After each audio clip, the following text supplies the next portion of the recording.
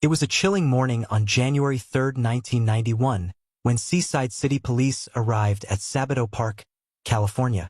The sun had barely risen when they stumbled upon the lifeless body of 34-year-old Vicki Johnson sprawled across the sandy playground.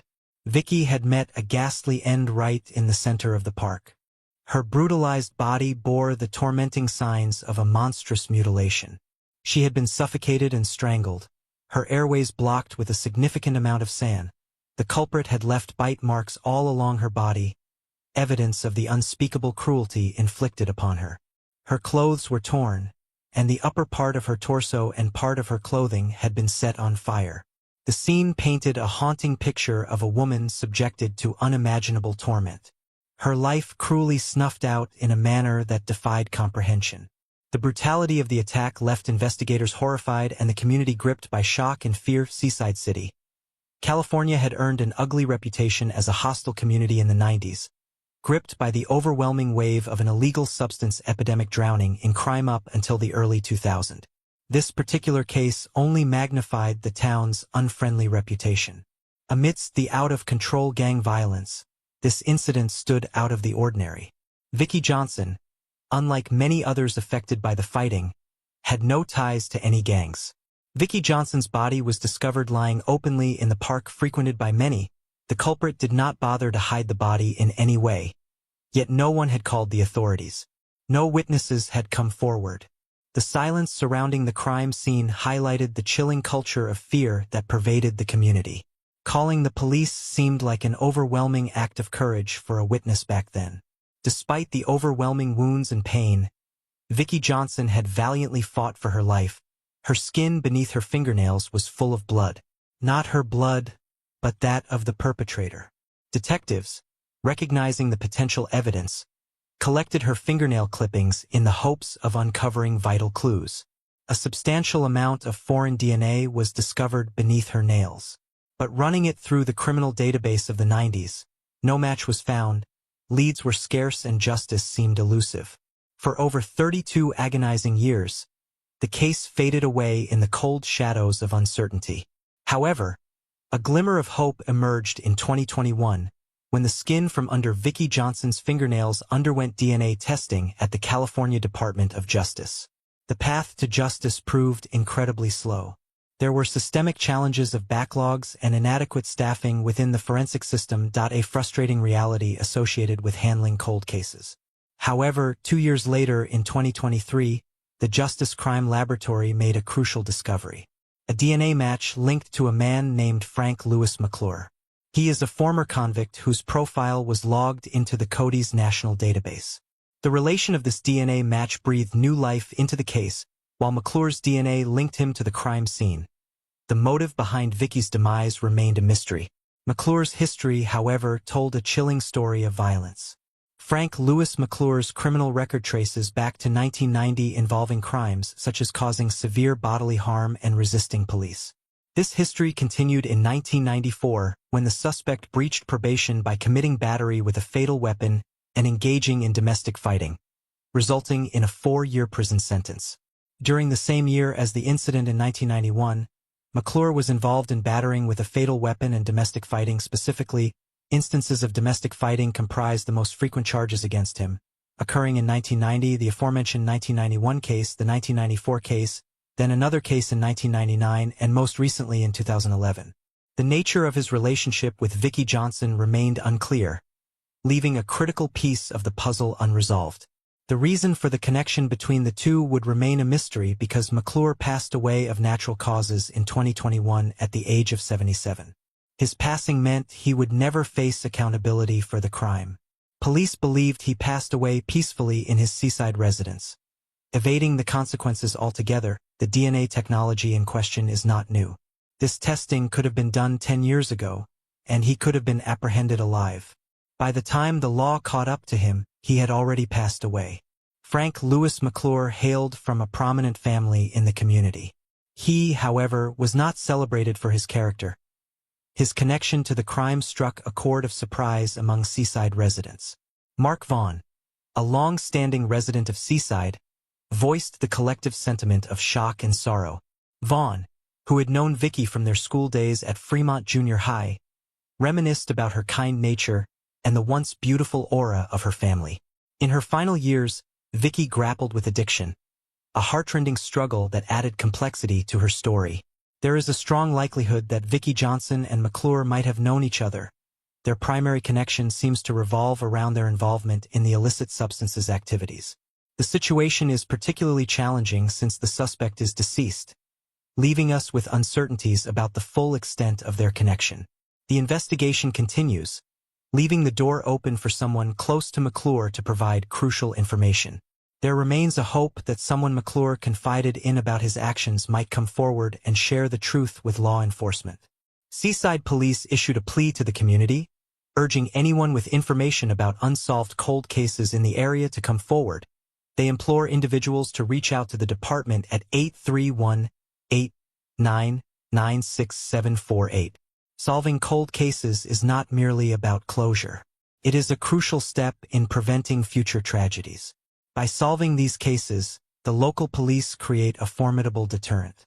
Potential suspects are bound to think again about their actions if they realize that the local law enforcement agencies have a history of successfully solving even old crimes. Vicky Johnson's legacy endures through her three sons, the youngest being former NBA player Orlando Johnson. He was just a year old when his mother was taken away from them. We hope that this pivotal discovery will grant her family the closure they have yearned for. On October 7, 1992, young Nikki Allen walked home from her grandpa's apartment. It was around 8:30 in the evening when her mother, Sharon Henderson, got home. Nikki Allen was gone. She cannot be found anywhere. Over 100 neighbors came together to look for her. Nikki, a 7-year-old girl who lived with her family in West Garth, Sunderland, England, was missing. After a day search, they discovered Nikki's red shoes and purple coat outside an old abandoned exchange building near her apartment. The search party decided to comb through the derelict building. Soon after, a teenager rushed out of the building in a state of panic. He discovered a body inside. It was Nikki Allen found inside the exchange building's basement. She had suffered 37 stab wounds, and her head was brutally hit with a brick. The Northumbria police thoroughly traced Nikki's path from her grandpa's apartment to her home, combing the streets for evidence. They found an eyewitness who had been at the Boar's Head pub on that crucial night. While playing dominoes and having a beer, this witness saw Nikki walking alongside a man in a white shirt. It seemed she knew him, joyfully skipping to catch up with him. The unexpected tragedy deeply affected everyone in West Garth, including police officers who were accustomed to difficult circumstances. There was a large turnout at Nikki Allen's funeral, and the funeral procession was lengthy and heart-wrenching. Following the burial, the quest to find Nikki's attacker continued. An artist's rendering of the man in the white shirt became a crucial aspect of the investigation. Numerous officers were dedicated to the case. The detectives conducted door-to-door inquiries in West Garth to gather leads and seek potential eyewitnesses. Despite the community's familiarity with Nikki, there were no eyewitnesses except for one neighbor. This individual informed the detectives that he knew Nikki and had seen her that night too. He recalled being at the old exchange building a few days earlier with a young boy searching for pigeons. The police fixated their efforts on finding the man in the white shirt, but they were unable to find any leads for almost a year. Then in late 1993, George Herron, a young man residing near Nikki Allen's home, was arrested on the suspicion of taking her life. A knife matching the stab wounds was discovered in Herron's home. Blood spatters were also found on his shoes and clothing. Herron's sister informed the police that on the night of the incident, he had an unusual half-hour in the bathroom, which was out of character for him. It appears he was washing himself and his clothes. Initially denying being out that evening, for witnesses claimed they saw a man resembling Herron at local pubs where he was seen buying Nikki Allen's favorite, cheese and onion crisps, which police believed he used to entice Nikki into the building. George Herron repeatedly denied any involvement in Nikki's demise over 120 times during questioning. However, as pressure mounted on him, he gradually started making partial admissions. What stood out as particularly shocking was the method by which the police guided him to provide an account that aligned with what they needed to hear. They dropped clues and essentially manipulated him into describing the events in a manner they already knew. There were evident aspects Heron did not know about, yet the police steered him toward those details. After 3 days of questioning, the police got Heron's confession. Although the evidence against Heron was largely circumstantial, the police were confident in securing a conviction. However, the handling of George Heron became notorious as a significant low point in Northumbria police operations. The case against Heron fell apart when the judge deemed his taped confession inadmissible in court, citing heavy-handed police tactics. Due to this ruling, Heron was found not guilty. He was granted a change of identity and relocated away from Sunderland, England. In 1994, Sharon Henderson, the heartbroken mother, initiated a civil lawsuit against Heron, accusing him of battery on a child resulting in her demise. Surprisingly, the court ruled in her favor and instructed Heron to pay her over £7,000. But since Heron's identity and location were changed, he could not be found, leading to the money never being paid. Encountering initial setbacks, the Northumbria police felt embarrassed and reluctant to prosecute anyone without substantial evidence. With this mindset, no additional leads surfaced, and the case went cold for 21 years. In February 2014, cold case detectives revisited the case upon discovering resemblance to the crimes committed by Stephen John Grieveson, a serial offender already behind bars. Known as the Sunderland Strangler, Grieveson was convicted of strangling 4 teenage boys in a series of bloodbaths between 1990 and 1994 in Sunderland, England. Even though Nikki Allen was a girl and her cause of demise involved stabbing, the severe blunt force trauma to her head resembled injuries inflicted by Grieveson on his victim, Simon Martin, in 1990. Grieveson was questioned regarding potential involvement, but detectives later confirmed he would not face immediate action in connection to their ongoing investigation. The Nikki Allen case went cold again for 2 more years.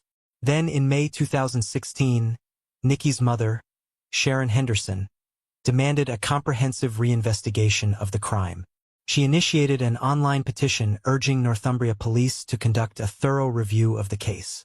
Within less than 24 hours, the petition garnered over 500 signatures.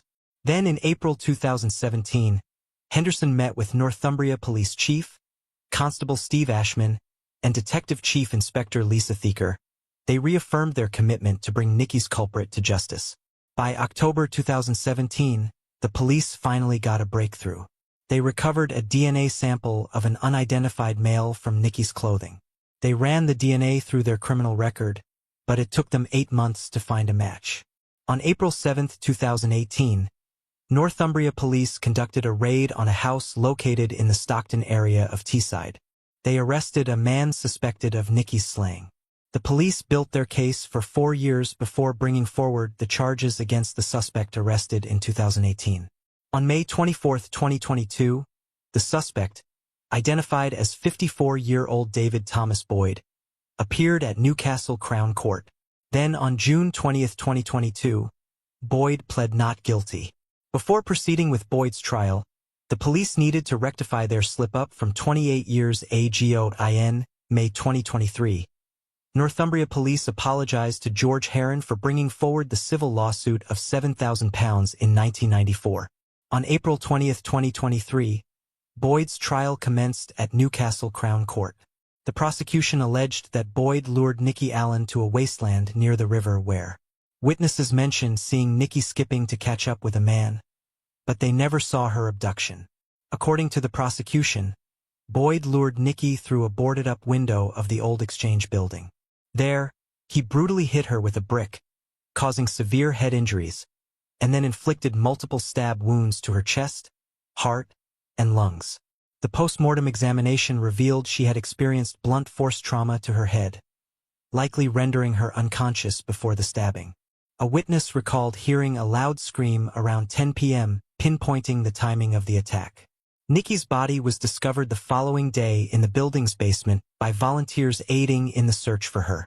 During the trial, it was revealed that at the time of Nikki's demise, Boyd went by the name David Smith or David Bell and was 25 years old. The case relied on circumstantial evidence but was described as compelling given Boyd's DNA found on Nikki's clothing.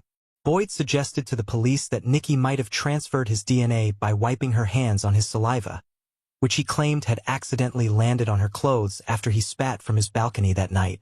Additionally, it was reported that Boyd was familiar with the old Exchange building's layout and had previously used the same window a few days earlier when he took a boy there to search for pigeons.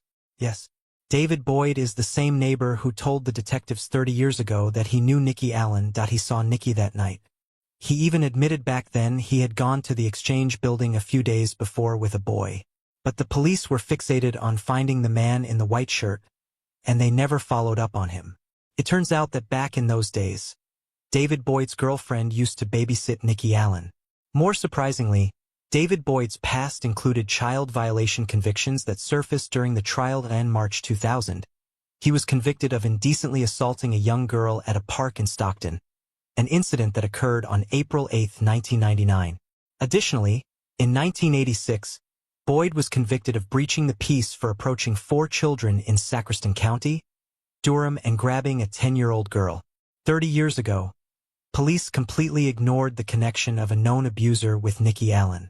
During the trial, the defense argued that the various pieces of evidence presented did not completely prove Boyd's guilt in this case and suggested that these were merely coincidences. Mrs. Justice Christina Lambert informed the jury that the case relied on circumstantial evidence and emphasized the absence of direct evidence pointing to Boyd's guilt. As the trial progressed, it was reported that Boyd opted not to testify or provide evidence in his defense. On May 12, 2023, Boyd was declared guilty of Nikki's demise after a jury comprising 10 women and 2 men deliberated for 2.5 hours before reaching a verdict. On May 23, 2023, Boyd received a life sentence with a minimum term of 29 years before he could be considered for parole. His eligibility for parole will commence on August 16, 2049.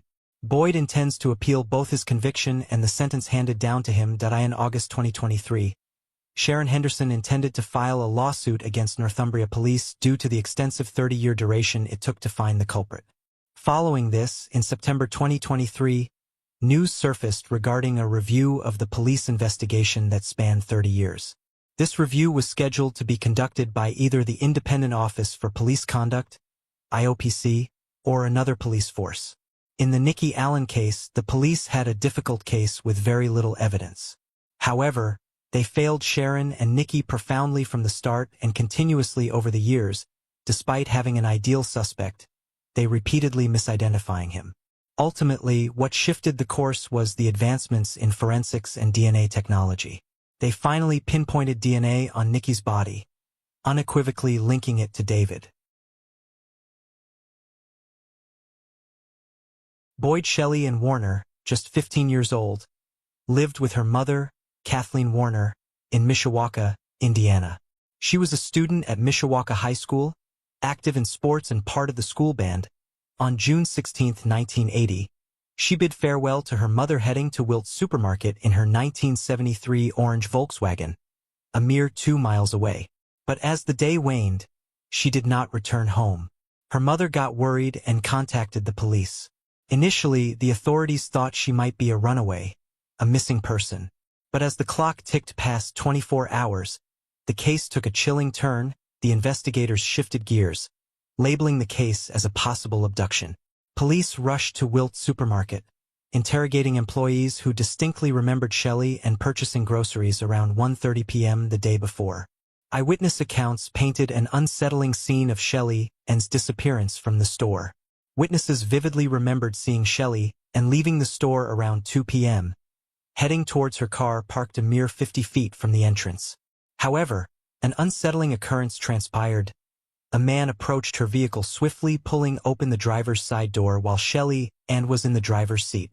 Witnesses remembered her expression: surprised, almost alarmed. The man brashly got into the driver's seat, causing Shelley to shift to the passenger side. Unfortunately, with his back turned, the witnesses could not tell if he was holding a weapon or not. The orange Volkswagen Beetle drove off heading east on Lincoln Way, and just like that, Shelley and Warner vanished into the unknown, leaving behind a perplexed community and investigators scrambling to unravel the unsettling sequence of events. Eyewitnesses recalled the man as possibly aged between 16 and 18, standing at about 5 foot 7 inches tall and weighing around 130 pounds. Witnesses offered a detailed portrait of the man describing his unique features: medium-length blonde hair and a matching blonde mustache, making him stand out in a crowd. Before the abduction, the man had been observed lingering around the store, raising suspicion about his intentions. The store employees speculated that the man might have hitchhiked to the store or been dropped off by a friend. Michiana, Crime Stoppers, and law enforcement diligently reconstructed the scene, releasing a suspect sketch in hopes of generating leads. Despite numerous tips, none provided the crucial breakthrough investigators desperately wanted. A few days later, Shelly Ann's car was found at a park and shop store in Osceola, Indiana. Oddly, there were no signs of struggle within the vehicle. Investigators deduced that the perpetrator might have abandoned the car there to evade capture and continue his sinister activities.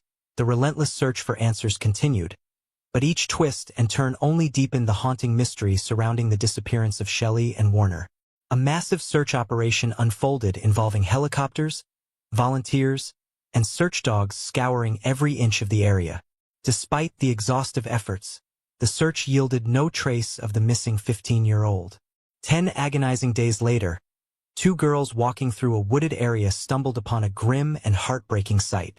They found a decomposing body near abandoned train tracks on Madison Road, roughly 3 miles south of South Bend. Tragically, it was confirmed that the lifeless body belonged to the missing teenager, Shelly Ann Warner. Her body lay partially clothed, discarded in a ravine. The forensic examination revealed a horrifying truth. Shelly Ann had been mercilessly shot twice at close range. One devastating shot had pierced her head, and another had ravaged her body. The news of this heinous crime that had claimed the life of a vibrant young girl shattered any remaining hope for her mother, Kathleen Warner. Autopsy findings suggested that Shelly Ann's body had been discarded roughly 7 to 10 days before its tragic discovery. Despite the advanced state of decomposition, law enforcement suspected the atrocious nature of the crime might have been motivated by the desire to intimately assault her. Police tirelessly pursued numerous leads and interrogated several suspects. They explored unconventional methods, even resorting to hypnosis to extract additional details regarding the abduction and untimely demise of Shelly Ann Warner. However, these efforts bore no substantial breakthroughs, and the case eventually went cold. Decades later, a hesitant witness finally stepped forward, driven by a sense of responsibility and the courage to break their silence. This person identified 3 individuals linked to Shelly Ann's case. Detectives revealed that the witness, initially fearful of vengeance against their family, found the courage to speak up only after 2 of the suspects had passed away. Although 2 suspects had already passed away and the third had vanished over time, this newfound information reignited hope for justice. Detectives fueled by this lead made the decision to reopen the case, determined to pursue justice for Shelly Ann Warner, bringing a glimmer of hope to a case long shrouded in darkness. As the investigation progressed, investigators unearthed additional witnesses and a trove of new evidence that substantially supported the witness's initial statement. This mounting evidence bolstered the case, strengthening its credibility. During the course of their inquiries, investigators made a startling discovery. The third suspect, who had previously vanished, was confirmed deceased as of 2018. 2 other suspects had also passed away, one in 2001 and another in 2010. Dave Dossman, a member of the cold case unit, emphasized how the passing of the suspect prompted an important witness to come forward and reveal crucial information. In 2023, after meticulous analysis of gathered evidence and statements, the St. Joseph County Prosecutor's Office deemed the proof against the 3 suspects conclusive. However, due to all 3 suspects' demise, authorities were unable to pursue criminal charges against them. The names of the suspects were never disclosed as charges could not be filed. With the investigation closed, law enforcement officials disclosed that the assault on Warner was not a random act. Despite her lack of close ties to the suspects, there existed some degree of familiarity between Shelly and Warner and certain family members of the suspects. Dossman's revelation echoed a painful truth. Shelly and Warner knew the suspects, a connection that was not immediately apparent. She would have known who these suspects were and vice versa, Dossman emphasized, shedding light on the relationship, reflecting on the prolonged investigation. The lead detective divulged the grim reality behind the delays. Fear and threats exerted by the suspects against potential witnesses paralyzed the progress. Not only did they intimidate the witnesses, but also their families. Despite the offenders never facing the scales of justice, the case was reluctantly closed after an agonizing 43 years. Even the passage of time has brought no closure to the family. Shelley's parents passed away, leaving her sister as the remaining link to a past marred by tragedy. While her sister found some comfort in the case finally wrapping up, the absence of identifiable DNA on evidence sent to the lab and the unresolved justice served as a haunting reminder of what could never be reclaimed. Today, Shelley and Warner would have turned 58 had the precious life not been taken away so brutally. This tragic story ends without the closure of justice, leaving behind a legacy marked by unanswered questions and a longing for what could have been. Nellie Hicks was a 59-year-old mother of 6 children. She was a 4th-grade teacher at Ashland School in San Lorenzo, California. On May 10, 1972, Nellie was at her home in Newark, California. She lived with her adult son and his wife as well as her longtime friend. Nellie's friend, also a teacher, briefly spoke with her around 1 a.m. that fateful morning. She was dozing off on a living room sofa. It was the last time she was seen alive. About 4 hours later, Nellie's son discovered her lifeless body in the same room. Her wallet was missing. It was later found a few blocks away next to a pair of blood-stained underwear. The other occupants were all asleep as the slaying unfolded, that led police to suspect that the intruder knocked her unconscious before assaulting her. Her body was partially naked, and police determined that she had been assaulted and bludgeoned with a brick wrapped in pantyhose. The brutality was immediately apparent with her head split open by the force of the blows. The perpetrator entered the home through an unlocked sliding glass door and used manicure scissors to cut her dress and bra. Nellie was a well-liked, respected teacher, so everyone who knew her could not think that someone would have a motive to take her life. A decade before, she left an abusive husband. He and the other men she dated were interrogated, but it did not lead to finding a possible suspect. Fingerprints were recovered, but it was never tied to a specific person. DNA was collected at the autopsy. However, as DNA technology did not exist at the time, the case went cold despite decades of investigation. Soon, another horrendous crime would take place in the area. Teresa Pica was 48 years old and stayed on Ed Lowe Drive in Hayward, California. On May 15, 1979, one of Teresa's twin 10-year-old daughters discovered her slumped over her couch face down. She was last seen alive the night before by her 3 children. Her nightgown had been pulled up exposing her legs. Her hands were bound behind her back with a rope. A blood-stained rock was found next to her and a shirt that had been used to gag her. A front room window had been pried open. The only witness account of an intruder came from a neighbor who heard rustling near the home in the middle of the night. Teresa's purse was missing. Her wallet and other contents were later discovered in a neighbor's yard and in a garbage can down the street. As with Nellie's case, DNA was collected, but no technology existed to test it. Several people were investigated in the ensuing decades, but no suspects emerged. 2 very similar cases. Both women were found by family members who woke up in the morning to discover their loved ones' bodies bludgeoned and assaulted.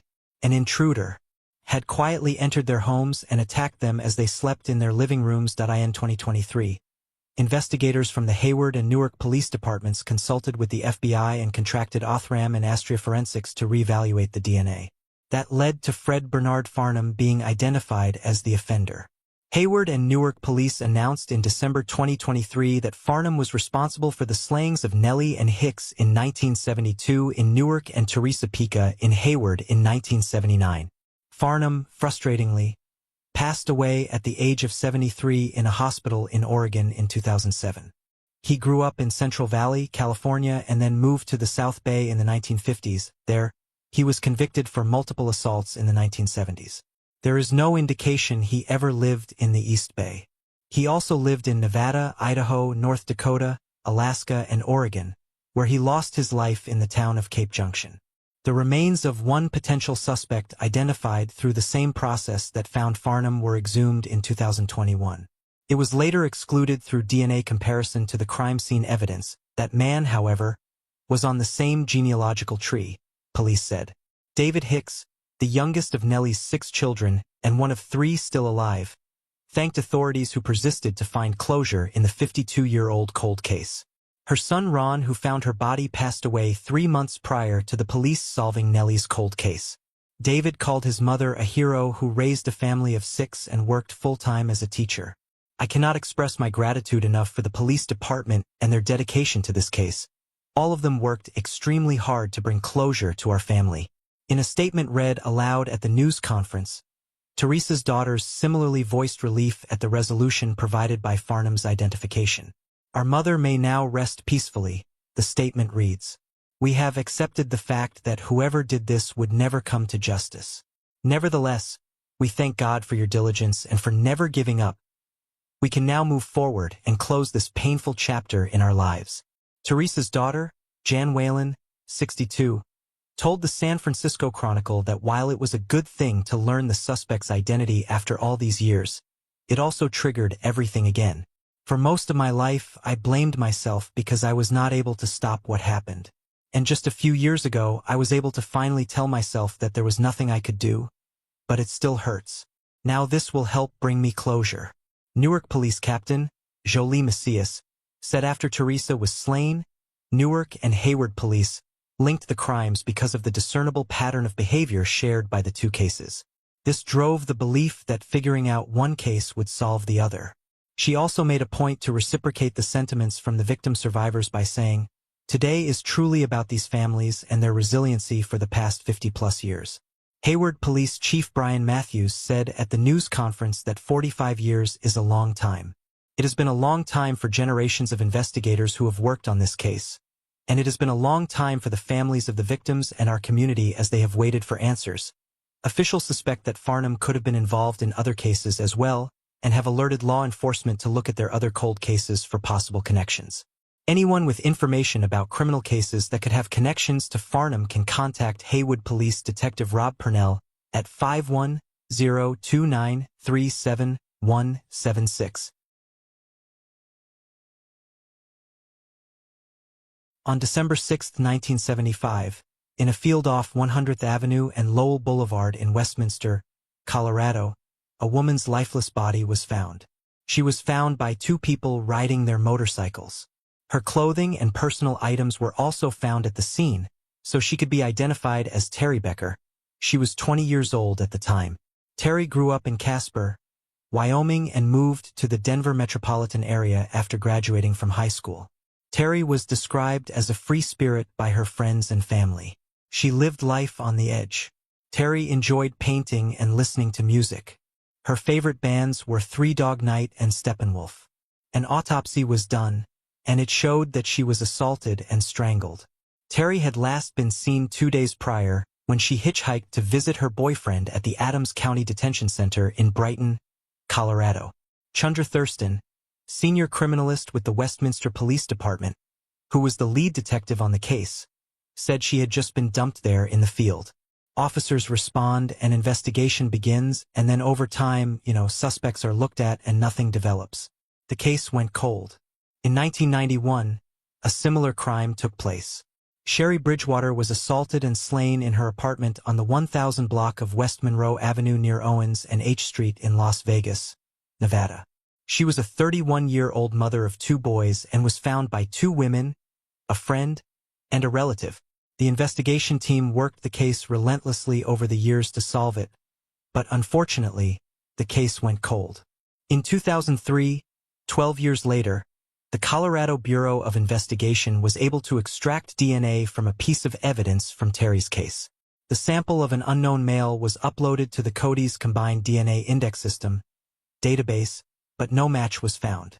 10 years later, in 2013, the Las Vegas Metro Police Department entered DNA into their database from Sherry's perpetrator. The sample matched with Terry's perpetrator, so the 2 cases were connected. Before the DNA breakthrough, both cases were without a suspect. In 2019, technology and genetic genealogy pointed to a possible man. Thomas Martin Elliott, a veteran with an extensive criminal history. He was in prison for committing a burglary in Lakewood, Colorado, and was sentenced to 6 years in prison. He was released in 1981, and then he committed a serious offense against a 13-year-old girl in Carson City, Nevada. He was sent to prison on a life sentence, but with the option of parole. He got out 10 years later and then became the primary suspect in the cold case in Las Vegas. 5 months later, on October 30, 1991, he took his own life by shooting himself. He was 40 years old. He was buried in the Southern Nevada Veterans Memorial Cemetery due to the short enlistment he had with the military. The Las Vegas police did not have the resources to further investigate Elliott as a possible suspect. In October 2023, after seeking assistance from the Vegas Justice League, an organization who has helped the department solve several cold cases, they were able to receive funding from them, allowing police to exhume Elliott's body for a DNA sample. In 2024, it was confirmed. It was a match for both Terry and Sherry's cases. One challenge in identifying and linking the DNA was the fact that Elliott was adopted by his mother's second husband. His birth mother, Nancy West, had divorced his biological father later to remarry. Elliott's connection to Terry was not known, but the police found out that he and Sherry attended the same Alcoholics Anonymous meetings. Chandra Thurston, senior criminalist with the Westminster Police Department, said it was almost a huge relief to finally say someone's name did this to Terry. There were definitely times during this where you felt, I am never going to figure this out. We are never going to figure this out. There is a lot of relief, and I hope that she knows we did not give up on her. And we worked until we were able to find justice. Even if it is this way, without being able to prosecute someone, to find justice for her and to know that she mattered, and that we always cared about her. A.C. Stutson, commander in investigations with Westminster Police, said there has been a lot of ups and downs in this case. We were so close many times, and it would slip away. David Becker, Terry's brother, is her only living relative. He lives in Texas and said the following: I cannot say enough how grateful I am. I just really applaud the Westminster Police Department. It is hard to believe after 45 years, the DNA can match and bring closure, which I am grateful for. Just knowing that that person is not out there taking away some other sibling's life. To me, there is comfort in that.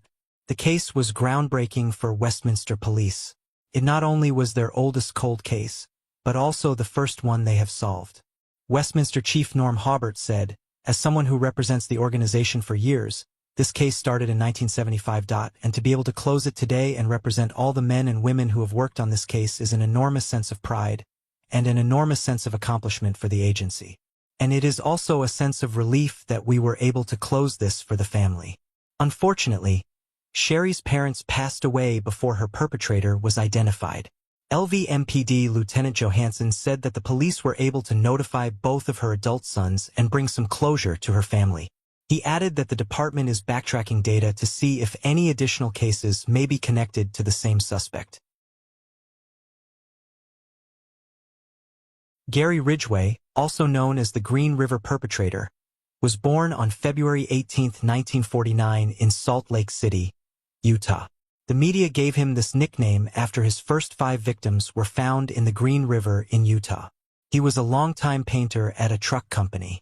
His parents were Mary Rita and Thomas Newton Ridgway, and he had 2 brothers, Gregory and Thomas Edward. He was married to Claudia Craig Barrows from 1970 to 1972, to Marcia Laureen Brown from 1973 to 1981, and Judith Lorraine Lynch from 1988 to 2002. He only had one son named Matthew.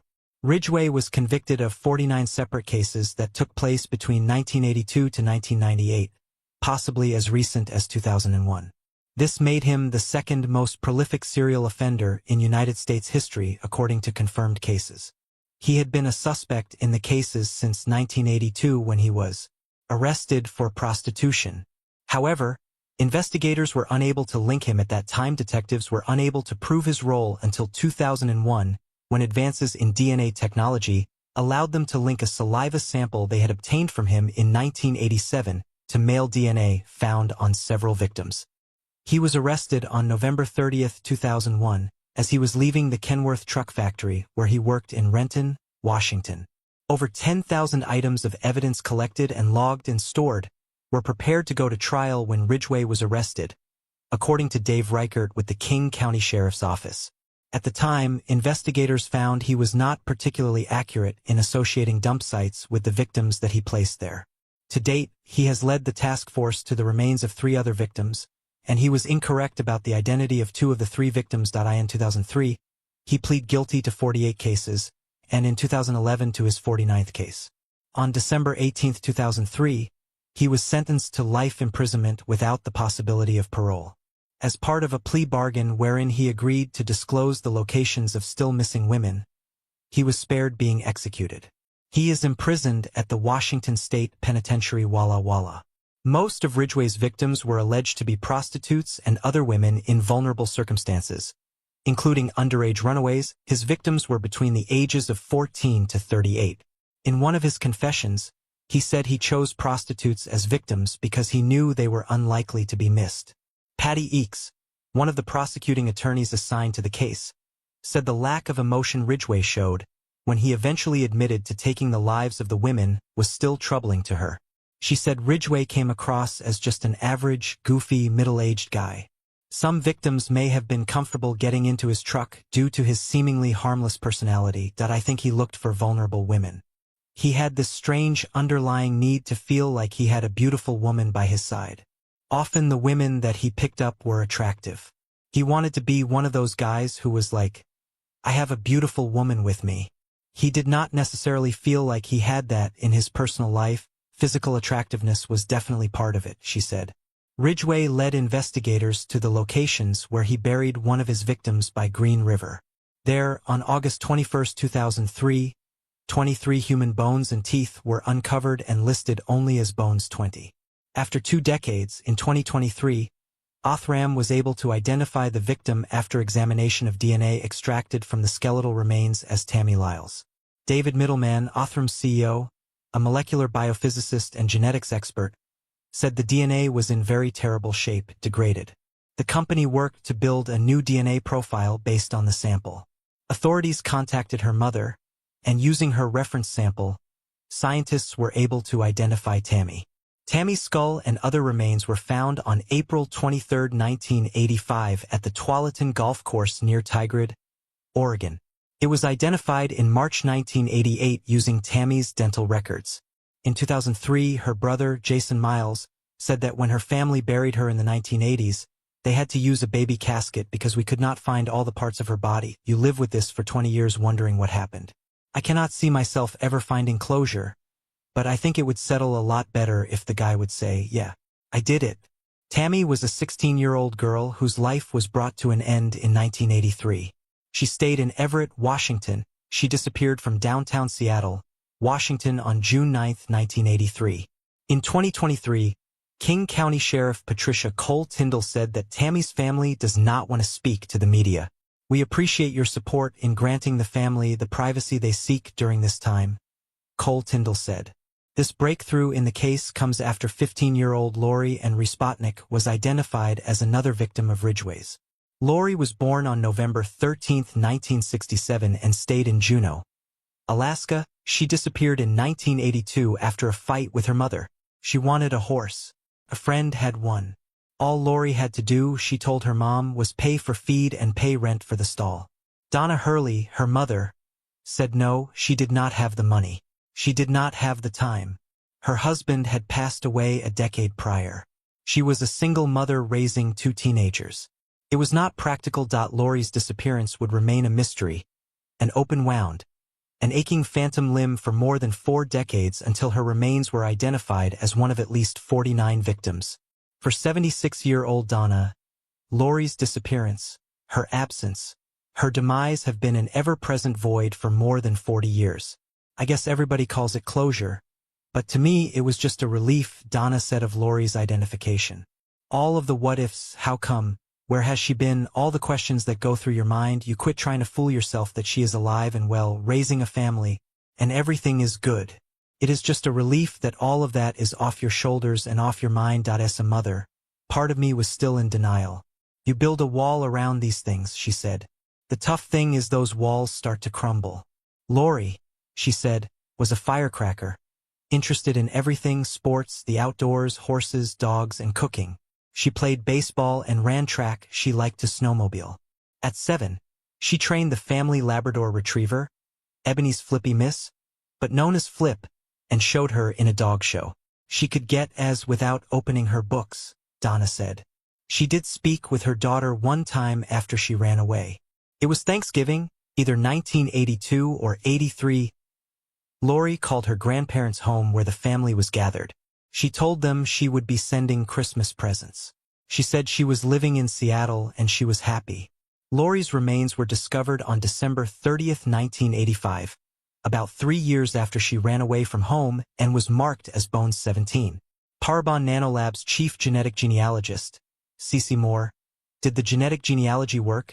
She works like a detective, using partial matches across many generations and multiple family trees to try to create a family tree, a lineage for the unknown person. She knew she was looking for a teenage girl, but Lori had left little trace. She was so young when she disappeared. She disappeared before social media, before online people searches, before the internet. She never voted, never bought property, never paid taxes, more scoured census records, birth announcements, yearbook photos. She came up empty. Then she stumbled upon an obituary. One paragraph on page 62 of the January 19, 1972 Seattle Times. Raspatnik, William S., of Juneau, Alaska, formerly of Seattle, husband of Donna, father of William George and Lori, and Donna she knew about. William George, Lori's brother, she knew about. She wrote a report and sent it to King County. And then more than a year after Moore started searching, more than 40 years after Lori disappeared, 2 detectives showed up on Donna Hurley's doorstep. DNA was matched to a saliva sample from Donna to identify her. Donna had left Centralia, Pennsylvania, and moved to Juneau, Alaska in the 1980s. Her parents lived there and the job prospects were better.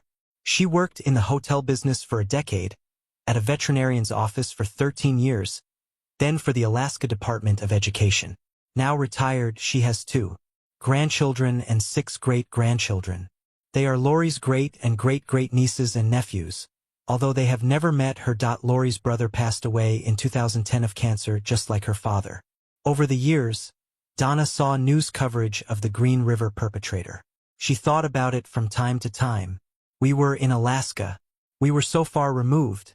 She said that I was still raising my son. I was trying to push all of it out of my mind. Law enforcement would post pictures and police sketches of victims. I never saw anyone that I felt looked like Lori, she said. Police posted a composite image of Bones 17, what they imagined she might look like based on DNA: blondish hair, blue-green eyes, fair complexion. Took me a long time to admit it looked like her, Donna said. The composite image had straight hair, she thought to herself, but Lori had curly hair. A lot of it was denial. You become numb at a certain point. It is just, she paused, searching for words. It makes me sad that her life ended that way. Makes me angry at the person who did it. Makes me angry at myself that I could not stop it. And at a certain point, you just have to realize that you have another part of your family that you have to keep going forward for. Lori's idol, Donna said, was her dad. She does not think Lori ever got over his passing. When she was only 5, she was Daddy's little girl. She had the curly ponytails and the big blue eyes. She plans to bury Lori at Evergreen Washelli Cemetery in Seattle next to her dad. Dave Reichert with the King County Sheriff's Office said that although the last remains in the medical examiner's office have been identified, there are still more unsolved cases.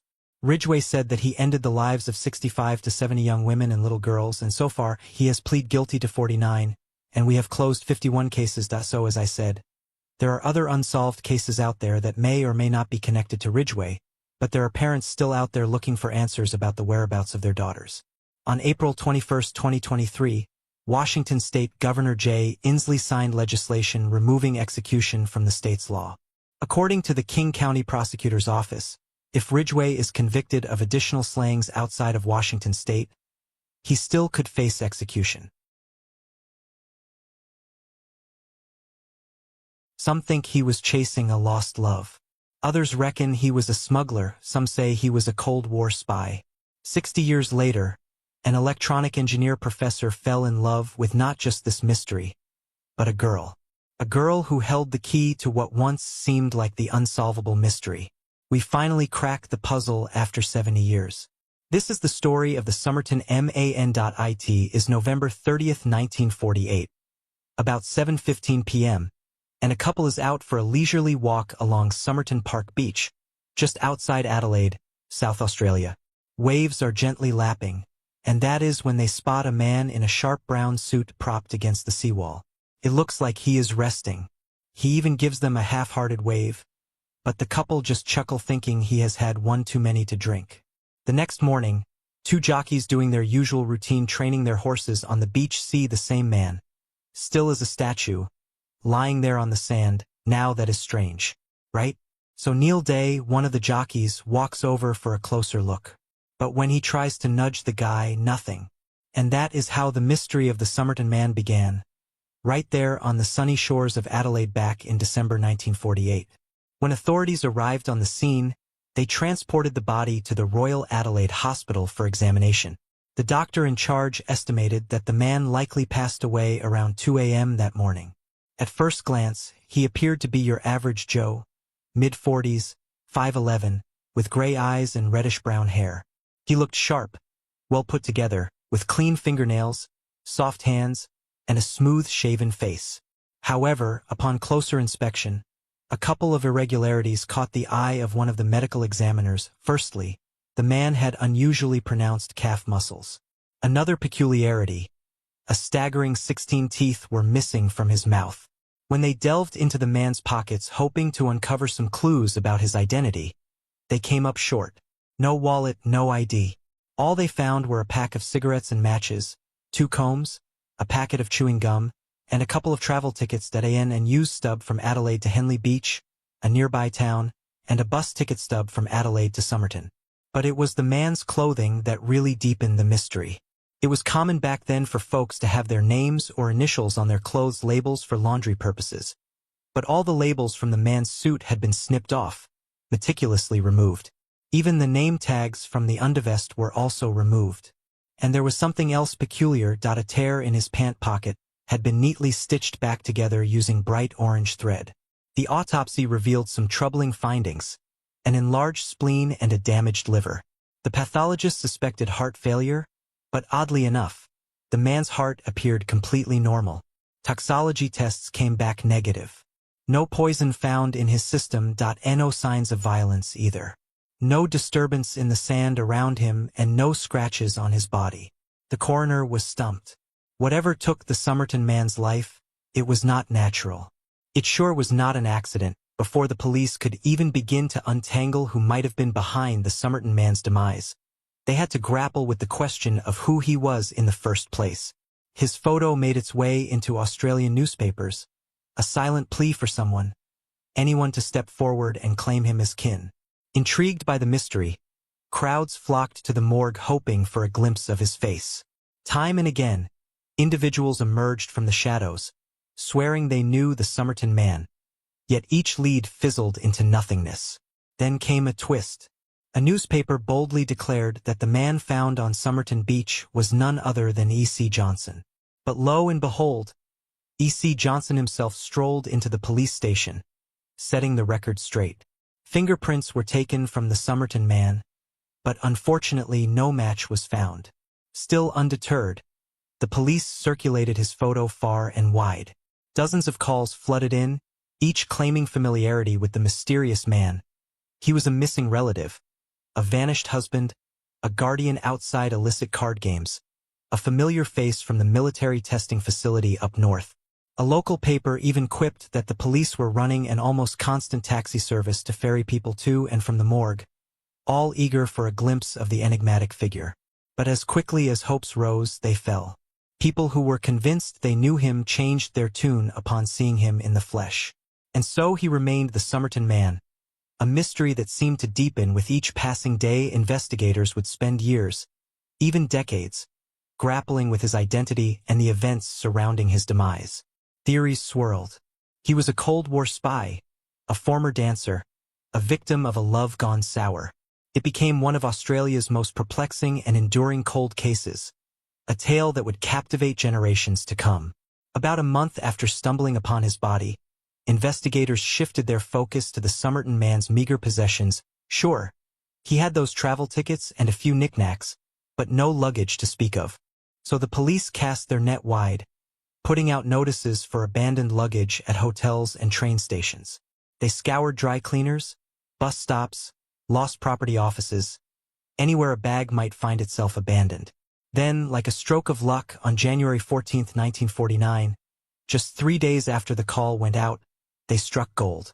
A dark brown suitcase left at the Adelaide train station caught their eye. According to the luggage tag, it had been checked in around 11 a.m. on November 30th, the very same day the Somerton man was discovered on the beach. Upon prying it open, investigators found a curious mishmash of items: handkerchiefs, scissors, a knife, shaving gear. But it was a humble spool of thread that set their minds racing. An unknown brand not found in Australia, and in a shade of orange identical to the thread used to mend the Somerton man's pocket. Coincidence? Unlikely. But wait, there is more. Tucked amidst the odds and ends was a stencil brush, a tool typically wielded by a third officer in the Navy. Yet strangely, alongside this maritime clue, they unearthed drafting pencils, the kind favored by engineers. And then there were the clothes, shirts, underpants, a coat, all matching the Somerton man's size and style, all with their labels meticulously removed, except for 3 among them, a tie with a name scrawled on the label in faded ink. It looked like T. Keane. Finally, a glimmer of hope. The police had a potential lead, a possible name for the Somerton man. Records were combed through in English-speaking nations far and wide, including the United States where the man's code originated from. Yet despite their efforts, no trace of a missing person by that name could be found anywhere. It seemed the man was determined to keep his identity hidden, leaving investigators grasping at straws in their quest for answers. Yet, with over 6 months having passed since his demise, it was time for the Somerton man to find his rest. But not before investigators preserved his one tangible clue, his face. They had him embalmed and crafted a plaster cast of his head and shoulders, a final homage to a man whose identity remained as elusive as ever. On June 14, 1949, the Somerton man was laid to rest in a cemetery in Adelaide. His identity remained elusive, buried beneath a concrete vault. The tombstone bore a simple inscription: "Here lies the unknown man who was found at Somerton Beach." Despite the burial, authorities were no closer to unraveling the mystery that shrouded him in uncertainty. By April of 1949, the police found themselves at a standstill. Nearly 5 months had slipped by since the discovery of the body, and they were no closer to unraveling the mystery.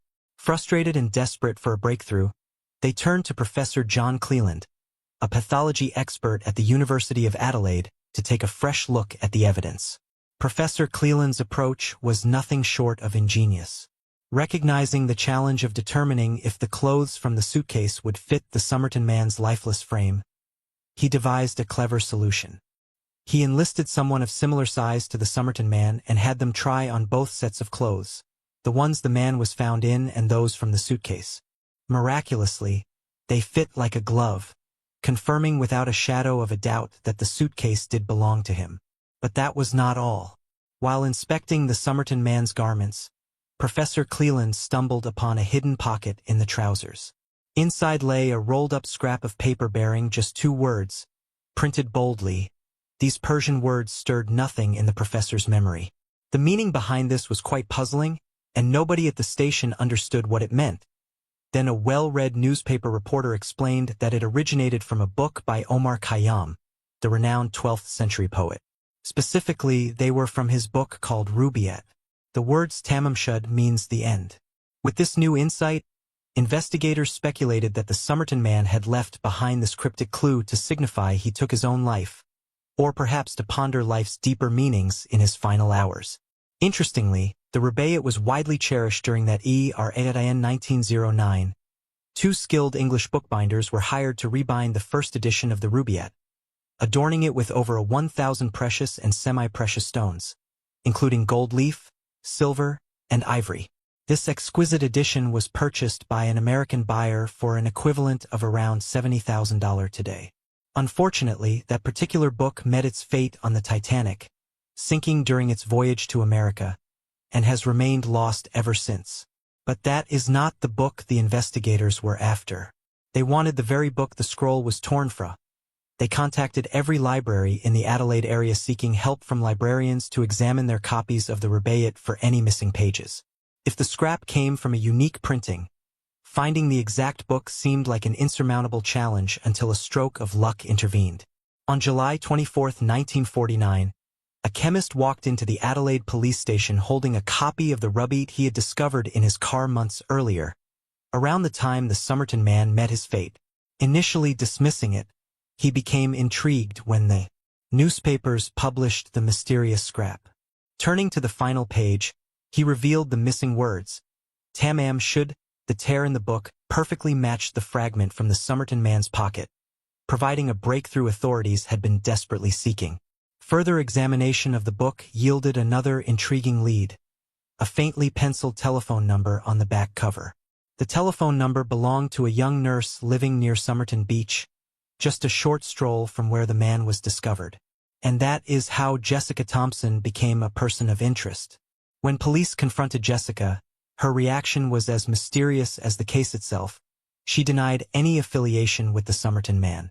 Investigators were essentially at a loss, and no further leads emerged. Then they decided to bring her in to look at the cast of the Somerton man. She appeared visibly shaken at the sight of the plaster cast of the Somerton man's face. She oscillated between stunned silence and vague responses. The chief inspector noted her near collapse, extending a hand to steady her before realizing she could stand on her own. But her evasiveness only fueled the investigators' determination to peel back layers of secrecy surrounding her.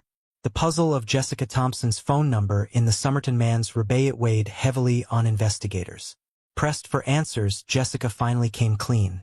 During World War II, she worked at a Sydney hospital where she crossed paths with an Australian Army officer named Alfred Boxall. She was vague about their relationship, but she confessed to gifting him a copy of the Rubaiyat. Police thought they had a breakthrough, only to find out Boxall was alive and well and in possession of the Rubaiyat Jessica had given him. But this book was a different edition from the Somerton man's. It bore Jessica's signature along with a handwritten line of poetry. Returning to the mysterious pencil inscription, investigators uncovered more than just phone numbers.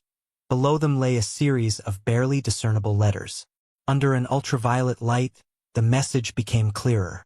5 rows of seemingly random capital letters with some crossed out. It dawned on them. It was a code. The Rubaiyat was forwarded to Australia's naval intelligence, renowned for deciphering wartime messages. Hoping for a breakthrough, police also reached out to the public by publishing the cryptic message in newspapers.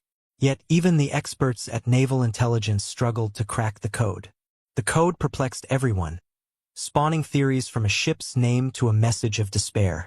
Despite collective efforts, no conclusive explanation emerged. In 1958, a decade after the Somerton man's discovery, police officially closed their investigation.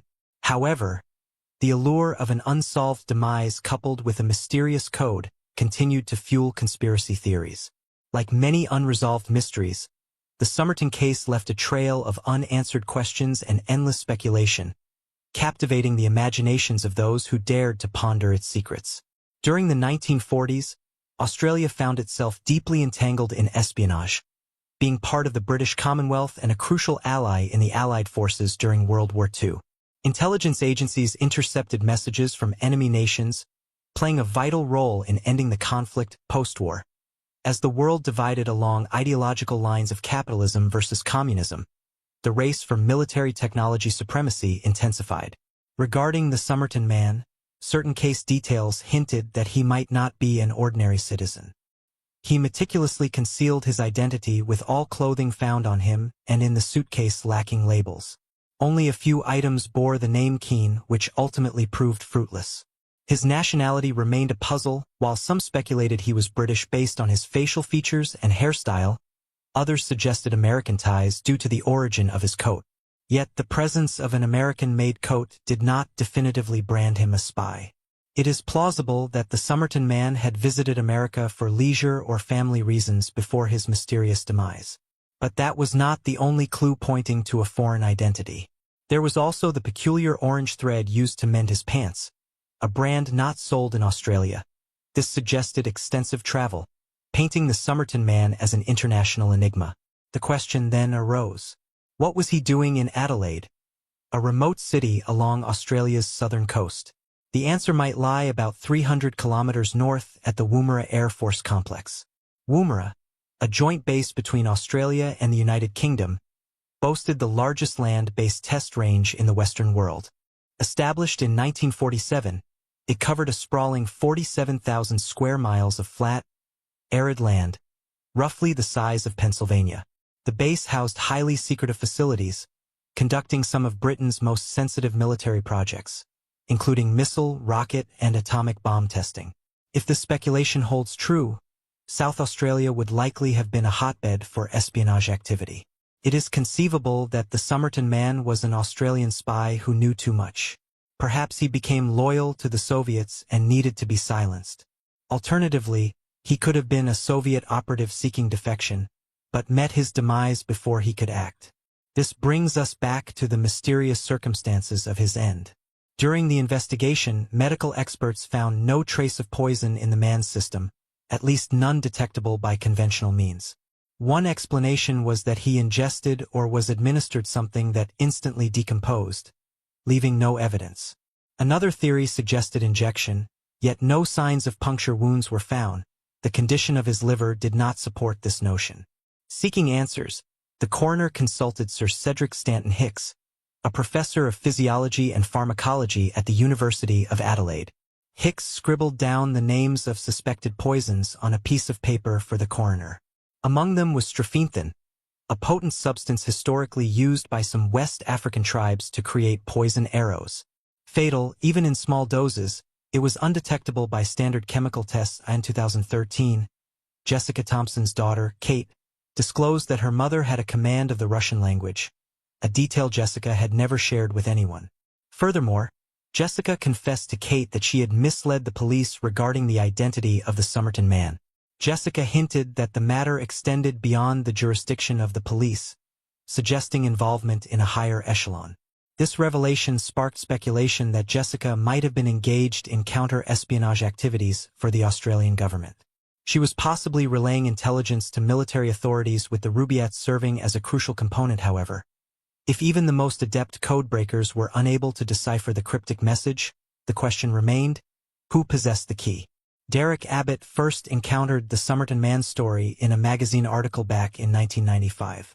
Despite his initial intrigue, his professional obligations as an electrical engineering professor at Adelaide University prevented him from delving deeper into the mystery.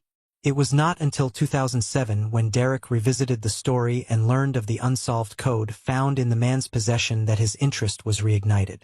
Despite 6 years of investigation by code-breaking experts, the puzzle remained unsolved.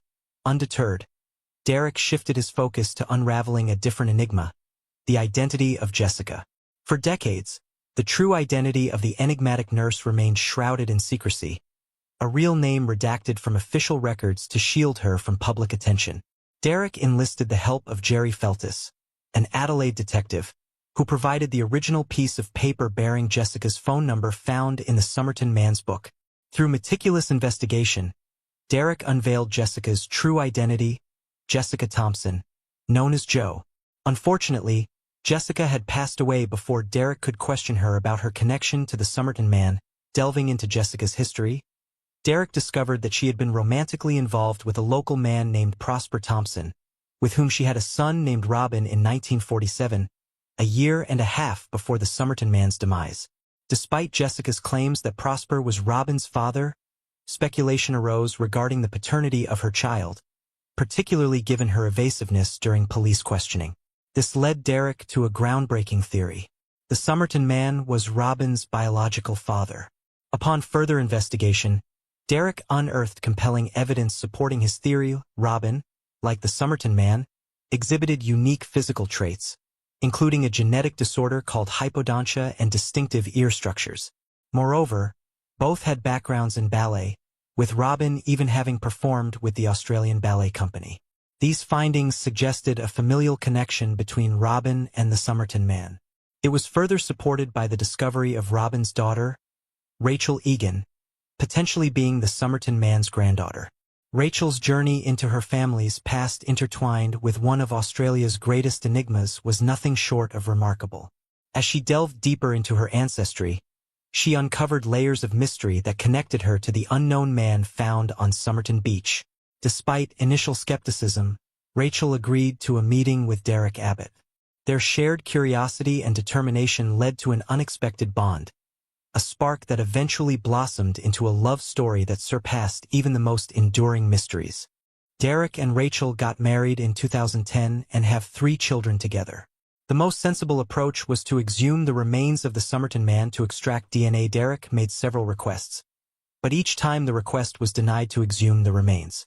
However, in 2015, Derek found another way. He discovered some of the Somerton man's hair still embedded in the plaster cast made in the 1940s. Derek sent these hairs to a laboratory at the University of Adelaide. He hoped there was enough genetic material to test against Rachel's DNA. Unfortunately, the results were inconclusive, and scientists could not generate a complete DNA sequence from the limited sample. But in 2021, Derek's hope was reignited when the Australian government finally assumed the Somerton man. On May 18, 2021, a team with heavy machinery arrived at Adelaide's West Terrace Cemetery.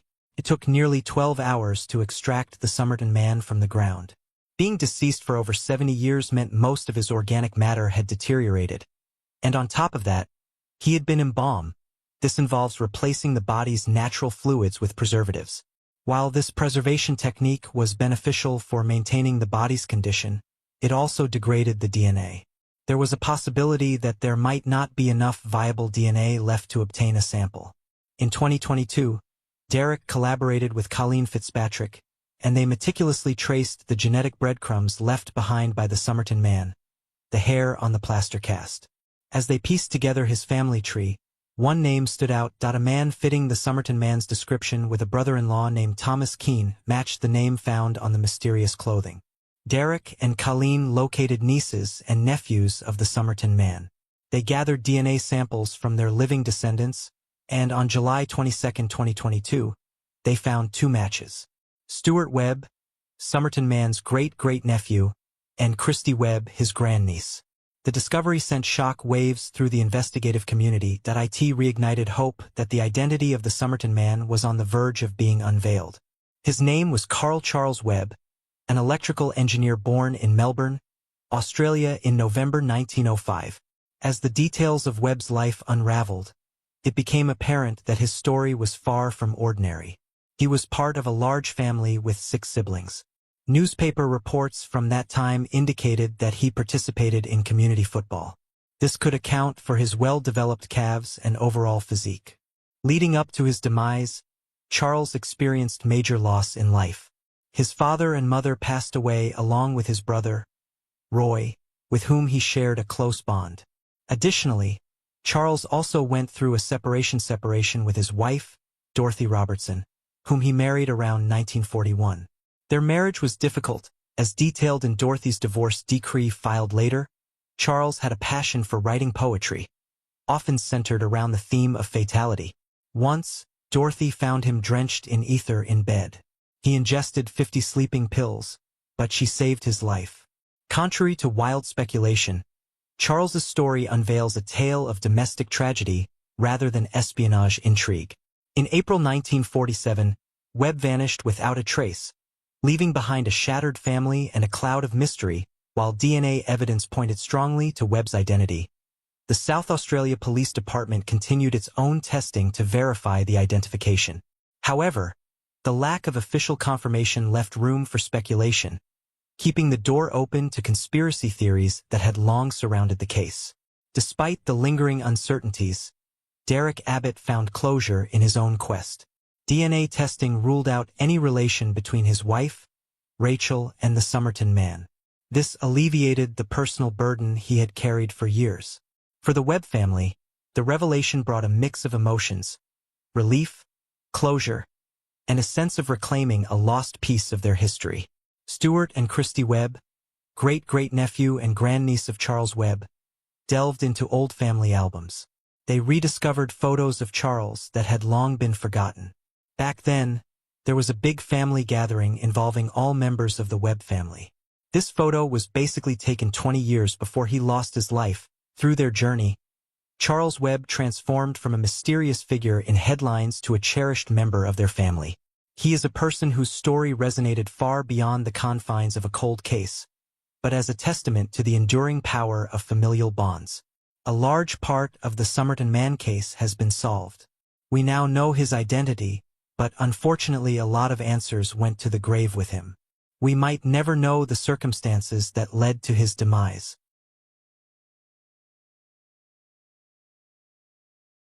It was December 23, 1987. 20-year-old Janet Barachu was enjoying an evening out with friends when her night was cut short. While everyone else was allowed into the T. Woody's bar, Janet was just shy of the legal drinking age she was asked to leave. A man she had met earlier that evening offered to drive her home. She then got sick in the parking lot and he refused to allow her into his car. Exactly what happened next to Janet was a mystery for over 3 decades before the person who took her life, that brisk December evening, was finally revealed. And shockingly, it was not only Janet's demise he was responsible for. Janet grew up in Winslow, a small Maine town situated along the Kennebec River. Back in the 1980s, Winslow had a modest population of around 8,000 residents. It was a quiet town and a good place to raise children. Janet's parents, Geraldine and Albert Barachu, adopted her as a young child and raised her into a bright, happy young adult while helping her to manage her diabetes. She needed regular insulin, but Janet was responsible when it came to the important things. Her early dealings with her own medical care may have even been what inspired her to get into the field. As of late 1987, she was working as a dietary assistant at Maine General Medical Center's Seton campus. But on that December evening, work was the last thing on Janet's mind. It was their holiday break from college and the perfect time to be catching up with old friends from high school. Janet did not often get to see them. Their first stop was a local bowling alley in the town of Waterville, less than a mile away from Winslow. While the friends took their turn sending the ball down the lane, they struck up a conversation with 2 men in the next alley over. They got on well enough to want to continue the evening together, and once everyone was finished, they set off to T. Woody's restaurant and bar. The bar was found on the lower level of Waterville's concourse with a great view of the river. When they arrived, Janet was turned away. Maine's drinking age had been raised to 21 only 2 years prior. Janet now just missed the mark. Her friends were all of legal age and they wanted to keep the night going. Janet, being the odd one out, needed to find a ride home, and it just so happened that one of the men they had met at the bowling alley was happy to oblige. The details of what followed are loose, but there are a few facts we do know. Janet had forgotten her purse inside T. Woody's, and the man who was supposed to be driving her home went back inside to retrieve it, possibly because Janet was not allowed back in. When he returned to the parking lot, Janet was throwing up. It could either be because she had been drinking earlier in the night or from some other reason, like her diabetes. She could also have possibly eaten something that did not agree with her.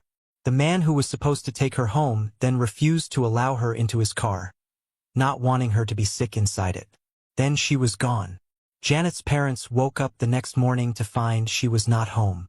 After calling around to see if she had stayed at any of her friends' houses and having no luck tracking her down, Geraldine and Albert reported her missing. An extensive search was launched and Janet's disappearance appeared on news stations across the country. The investigators tasked with finding out what happened to Janet turned over every stone. They followed up on each lead presented to them, no matter where in the country it came from. They even tried to use the fact that Janet was diabetic to find her. They looked into insulin sales that could possibly be tied to Janet. Unfortunately, no matter what they tried, they never seemed to get past square one. And soon, the days turned into weeks, and still Janet was nowhere to be seen. It truly was as if she had vanished into thin air. Janet's family tried to hold on to the hope that she would be brought home alive. Each agonizing day since her disappearance, they prayed a call would come through from the police department with good news. Those hopes were crushed less than 3 months later. A call finally came, but it was the one no parent ever wants to receive. In the early morning hours of March 18, 1988, a man called Christopher Anthony was checking on his hydropower station at Waverly Avenue Dam. He then made a terrible discovery. Floating in the Sebasticook River was an unclothed body. Christopher notified the authorities, who were soon on the scene. That section of the river was cordoned off. A cursory search was conducted along the river's edge to see if any items of interest had been left behind. The body was taken to the coroner's office to be examined and identified. There, they discovered it belonged to Janet Brochu. The initial examination did not reveal what had caused Janet's passing. It was, however, determined that Janet had not been alive for long after she was last seen at T. Woody's. In the weeks following the discovery, a specialized dive team was set up on the Sebastian Cook River. They were trying to find any of Janet's personal items or evidence that could point to what happened to her in the hours after she was last seen.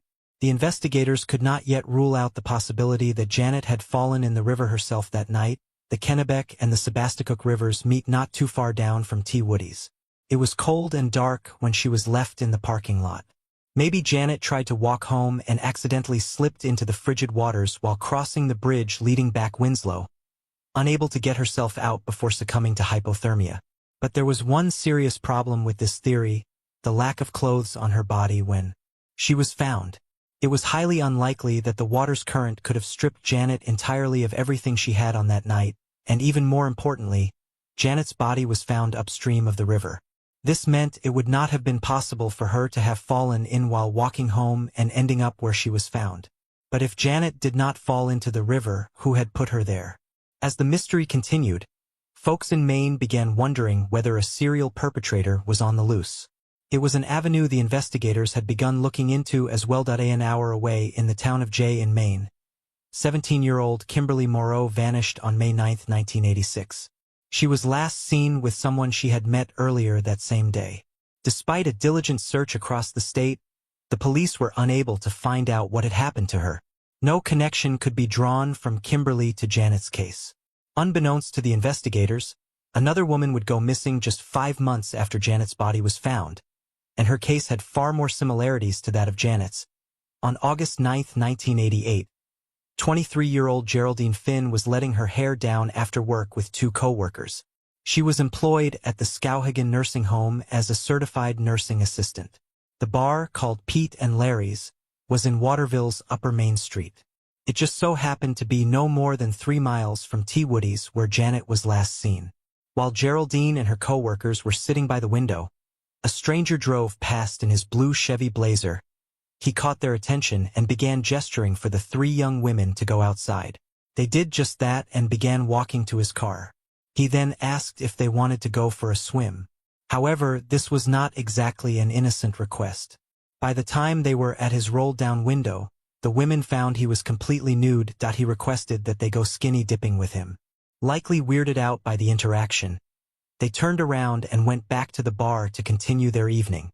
It was not even 8:30 p.m. yet, and the group still wanted to spend some time out before heading home.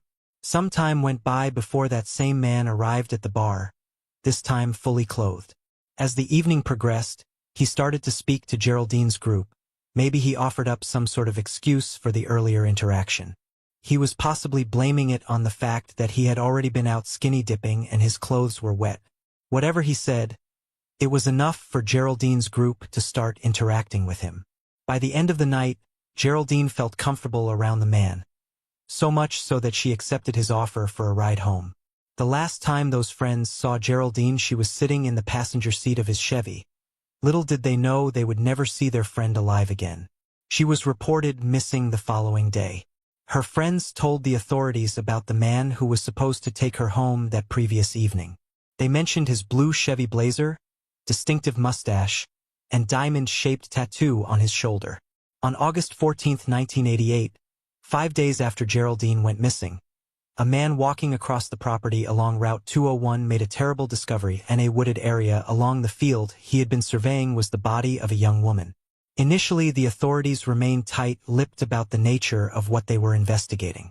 However, 2 days later, they announced that it was the body of Geraldine Finn. They noticed it was not an accidental fatality. Someone took her life. Now the main focus was on finding the man she had last been seen with. Soon enough, they would find out who he was. A 29-year-old man named Gerald Goodale. Gerald Goodale worked various construction jobs in Waterville. When his name was brought up in relation to Geraldine Finn's case, those who knew him personally seemed to act surprised at the news. A family friend said Goodale had always been helpful, happy to jump in where he could to assist in any way possible. Goodale's father also reacted to the news, saying that nothing was adding up. His son could not have done anything to hurt Geraldine. He claimed his son had an alibi for that night. Goodale's father said that he had been at home until 9:15, waiting for a phone call. After that, he went out mud running. Obviously, the investigators took what his father was saying with a pinch of salt. They were not going to take a family member's word for it. Especially not when the co-workers who were with Geraldine that night said Goodale looked just like the man who was last seen with her. After placing Goodale under police surveillance, the authorities moved to arrest him on August 15th. He was taken into custody and charged with taking Geraldine Finn's life. When the news broke, reporters began pointing to possible connections between Janet and Geraldine's cases. Both young women were a similar age. They worked in the medical industry, and they were each last seen after a night out with friends in Waterville. Each of them were last seen in the parking lots of two bars, which were just 3 miles from each other. The locations where their bodies were found also shared some similarities. Even though Janet was found in the water, the surrounding area was rural and remote. The same had been the case with the location of Geraldine's body, but there was something even more concerning. Goodale had admitted to a family member that he saw Janet Brouchu in the parking lot of T. Woody's on the night she was last seen. That directly tied him to the case, considering Goodale had not ever come forward to the authorities with this information despite their frequent appeals. On September 3rd, Goodale appeared in court for his bail hearing. The state put forward their case that he was a danger to society and should remain in custody until his trial the following year. To prove their point, the state brought several witnesses to the stand. They revealed that Goodale had been questioned in relation to Janet's case in the weeks following her disappearance. They successfully proved their case and Goodale was taken back to jail awaiting his May 1989 trial. When it rolled around, the prosecution was confident they would get a conviction. They had witness evidence stating Goodale was the last person seen with Geraldine and highlighted his concerning behavior earlier that evening. However, they did not even need to prove he was responsible. Goodale admitted to the crime, but he did so while asking for a lesser sentence. He stated that what he did had not been premeditated. Goodale claimed he had taken Geraldine's life in a panic after she ran to get away from him.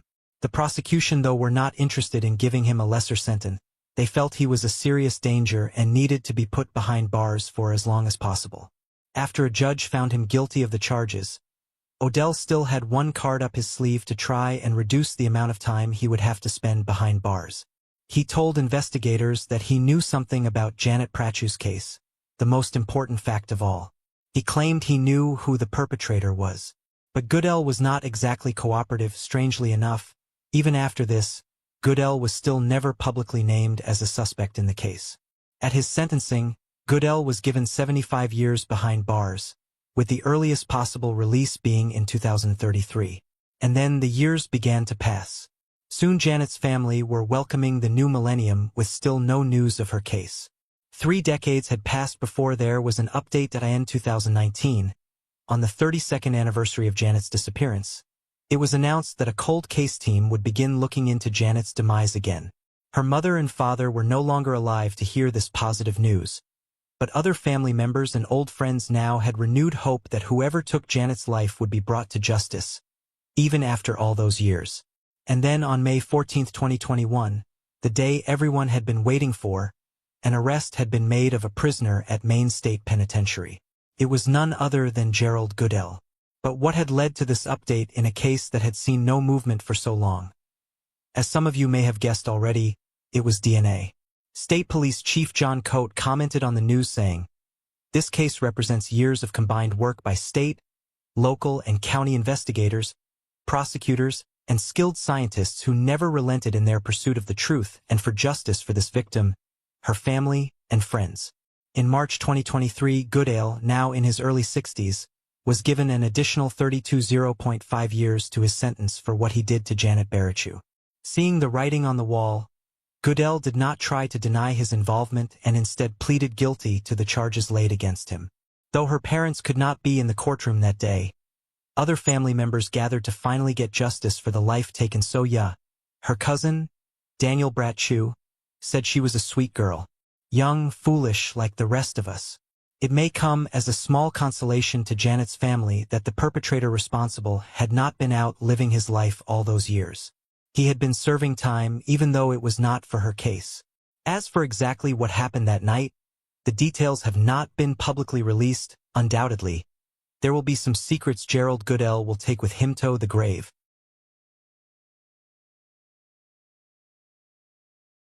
The last time Mary McLaughlin's daughter saw her alive, she was strolling down the street to her apartment after a fun evening of dominoes.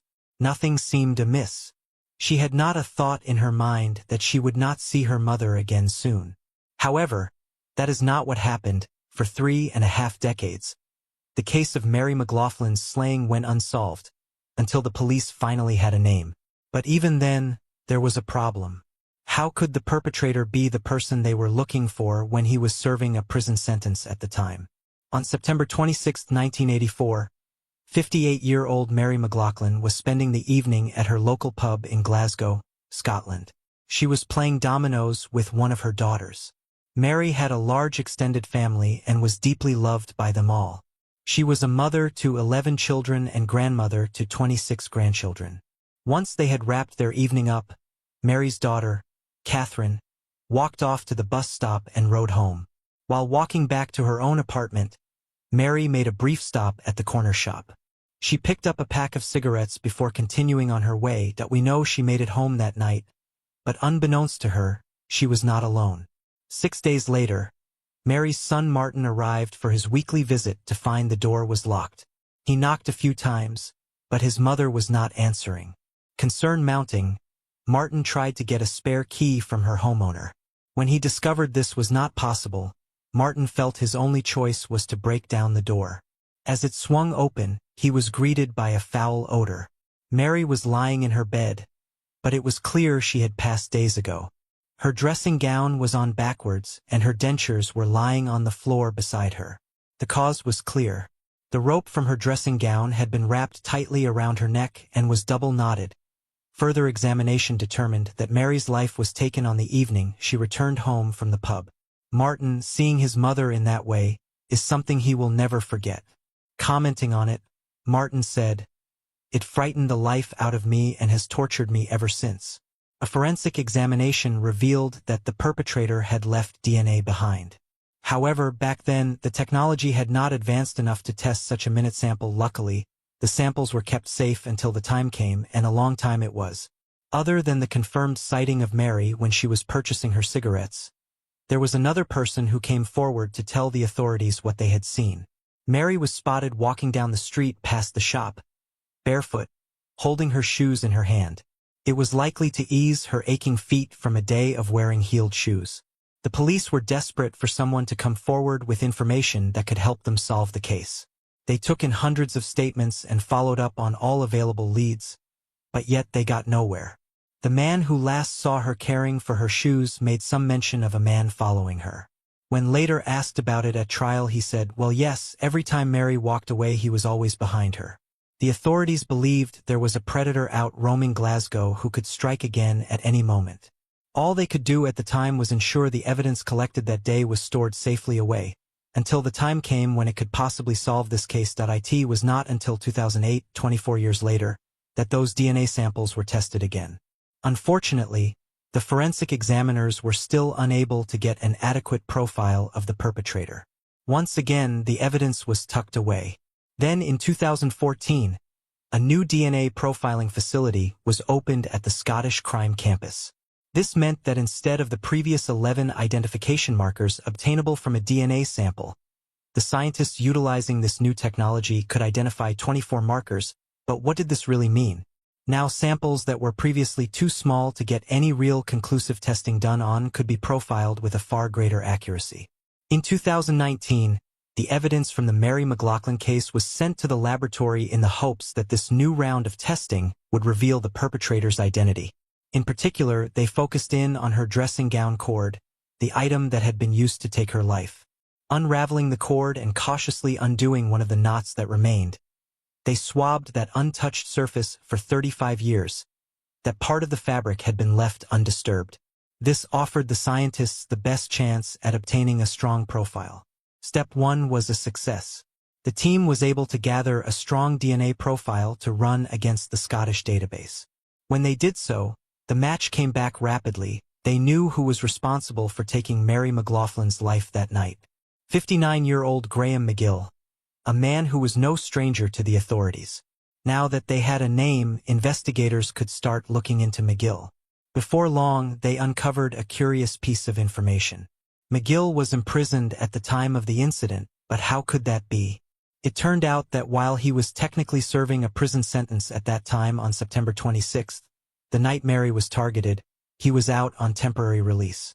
Temporary releases are allowed for a few reasons, mainly for approved prisoners to get affairs in order for their release, like job interviews or finding housing. Family matters can also apply. That night, McGill was out on an unsupervised release when he spotted Mary walking home, and we know what happened next. McGill had not been a suspect or person of interest in the 1984 investigation. His name had not even come up once. Once the investigators had gotten back the confirmed DNA results, they spent a few months going over the old casework.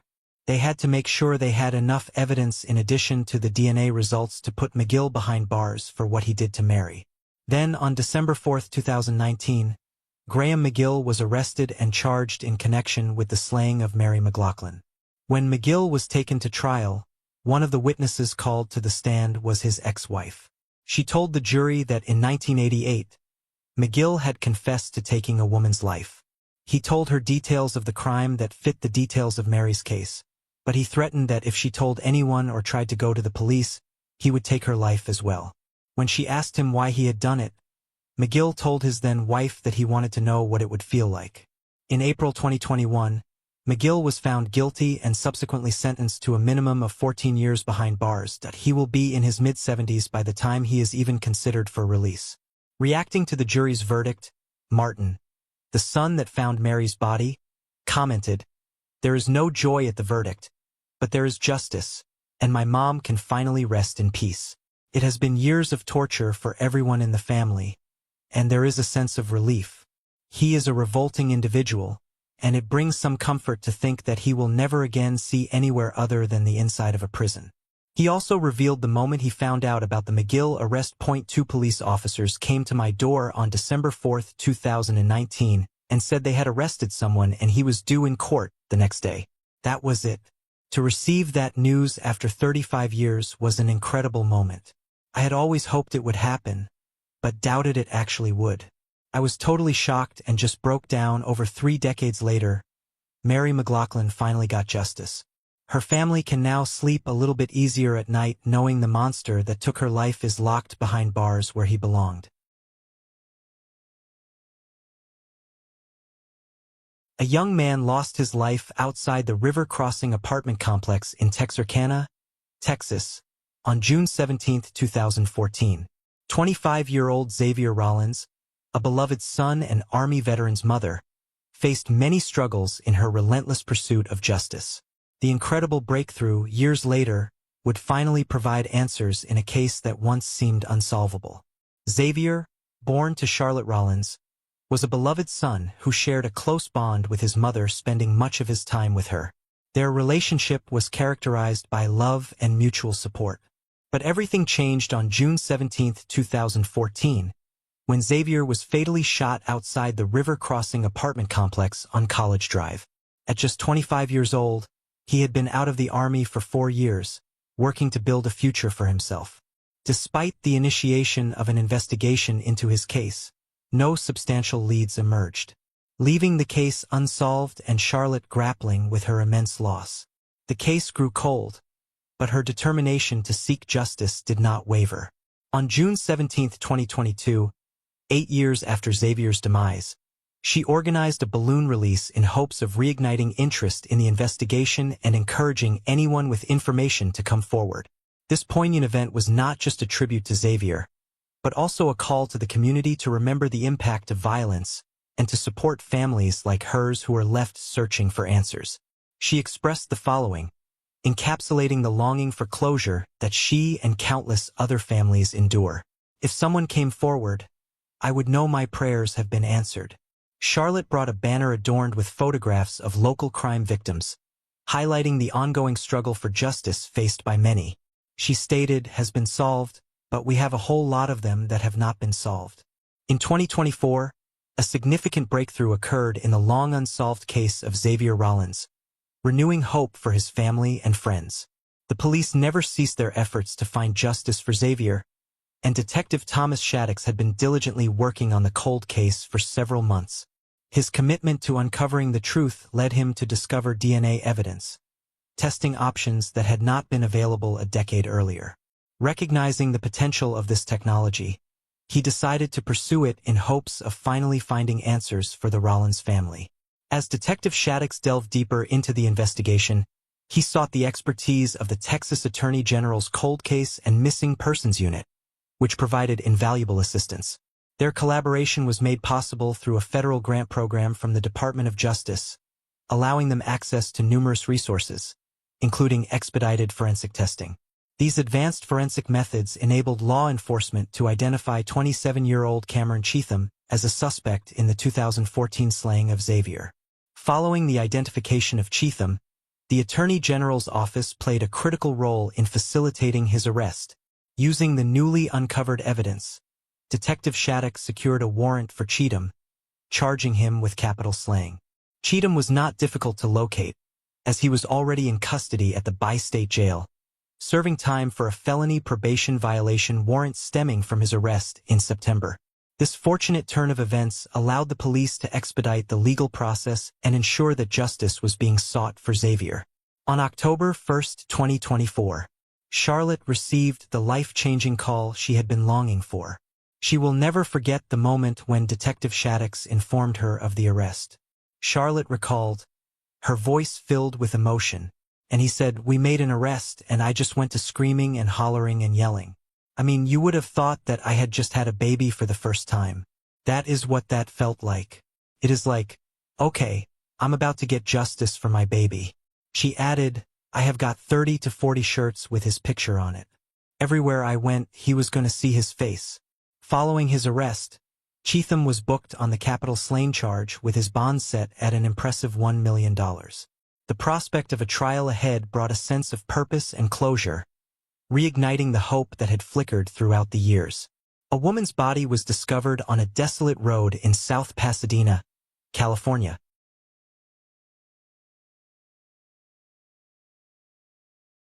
On February 22, 1986, it was a chilling scene with the victim found wearing only a nightgown, stabbed and strangled. Kathy Ann Small, a loving mother's life, was cruelly taken. It was a relentless pursuit of justice that stretched across 30 years, but the shocking linked her case to one of California's most infamous serial offenders.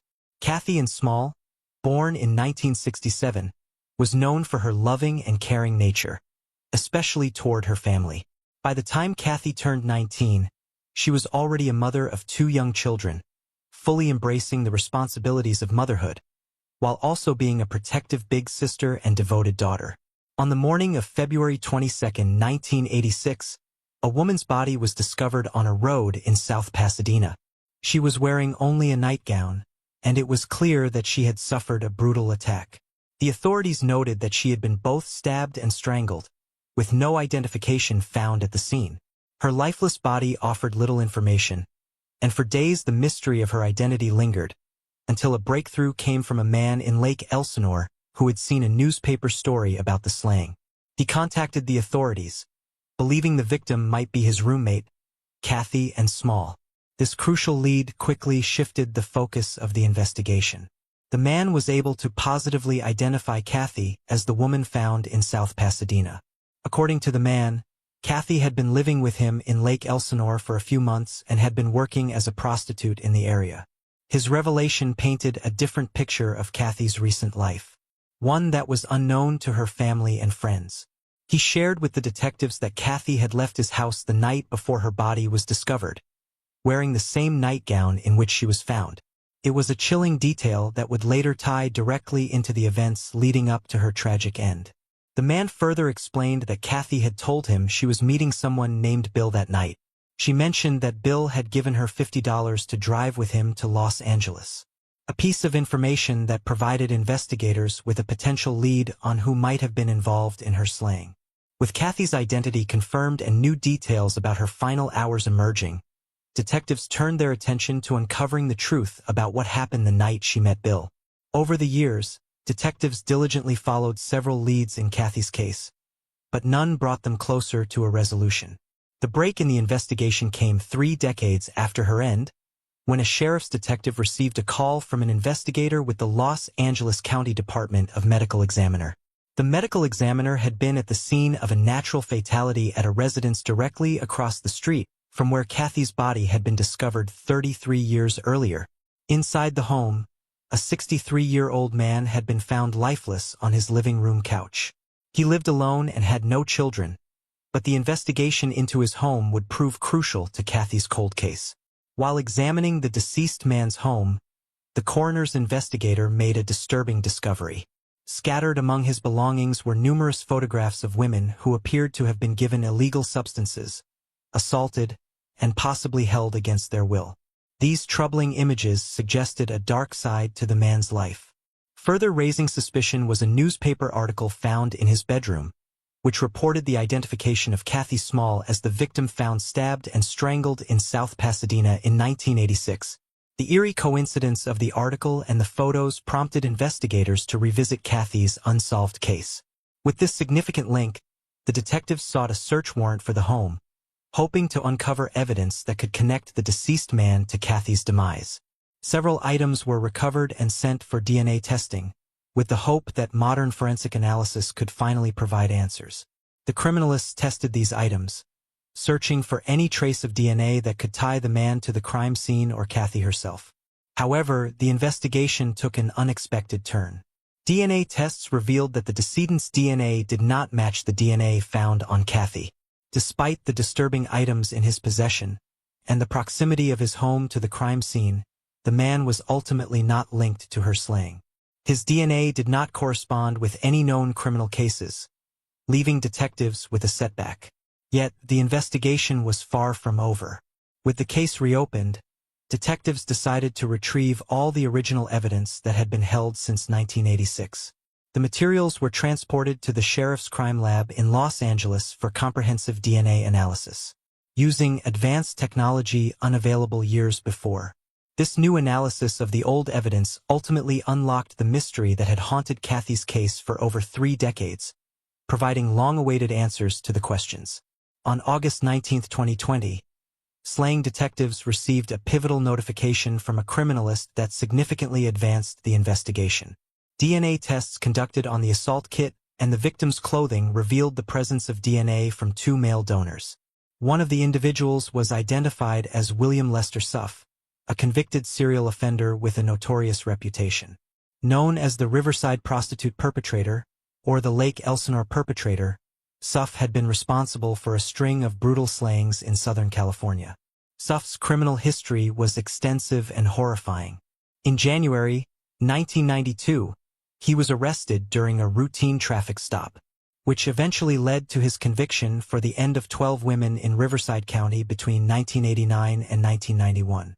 His violent spree earned him an end-of-life sentence, and he had been on capital punishment for those cases. But Suff's criminal history stretched back even further. He had been convicted in 1974 for taking the life of his own 2-month-old daughter in Texas. For that crime, Suff was sentenced to 70 years in prison. But he was paroled in 1984 and moved to California where his slaying spree resumed. After the DNA match in Kathy Small's case, detectives knew they were on the verge of a breakthrough. In May 2022, Suff was transported from San Quentin Prison to the Los Angeles County Sheriff's Department Men's Central Jail for questioning.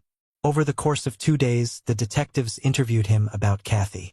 During these interviews, Suff confessed to ending her life and provided disturbing details about her final moments. His confession also included admissions to some of his previous slayings in Riverside County, further solidifying his brutal legacy. William Lester Suff remains on Execution Row at San Quentin State Prison, where he is awaiting execution for his convictions. A press conference was held in August 2024. Lieutenant Thomas read a statement from Kathy's younger sister, Deanna Larson, who lives out of state. Deanna was 10 at the time her sister lost her life, but said that she sensed her sister was trying to get her life on track. She said in her statement, before she could take another step forward, her life was ended. The man who ended my sister also destroyed me, my family, and the family of others. I do not know why Kathy decided to go with Bill Suff on the night of her slaying. I have spent almost my entire life trying to figure out who took the life of my sweet sister. I think of her every day.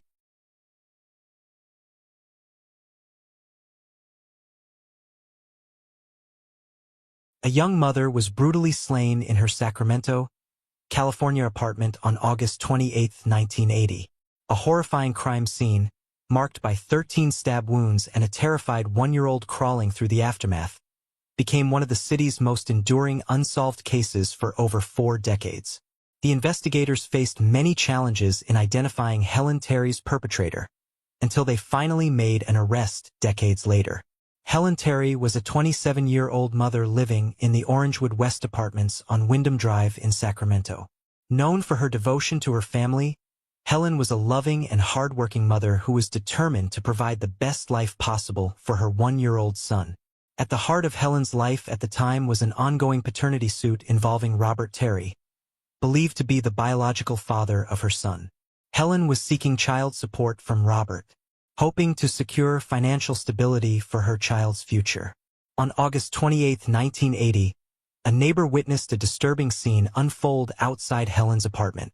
The neighbor saw a man pounding aggressively on her door, followed by the unmistakable sounds of chaos from within the apartment. Shuffling noises and blood-curdling screams echoed through the walls.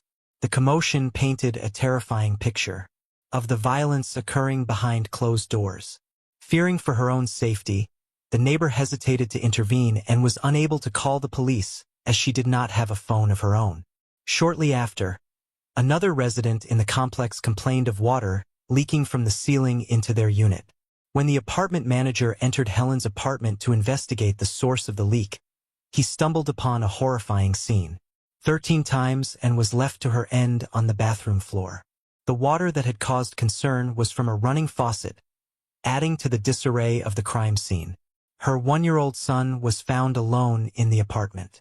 Crawling through the aftermath of the vicious attack, the police were immediately called to the scene and investigators quickly began piecing together what had transpired.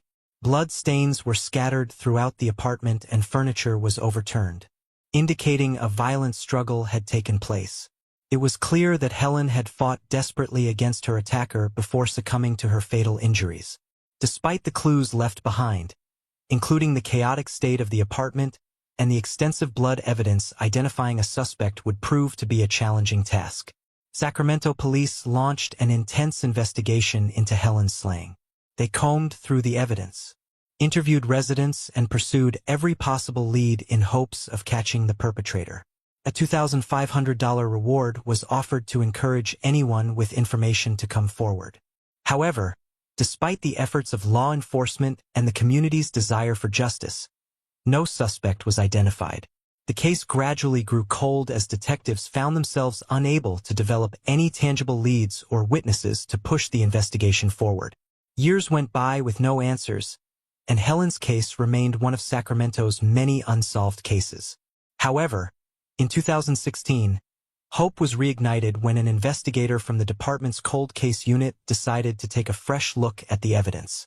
With advances in DNA technology, investigators were then able to re-examine the physical evidence collected from the crime scene in the hope of finding new leads.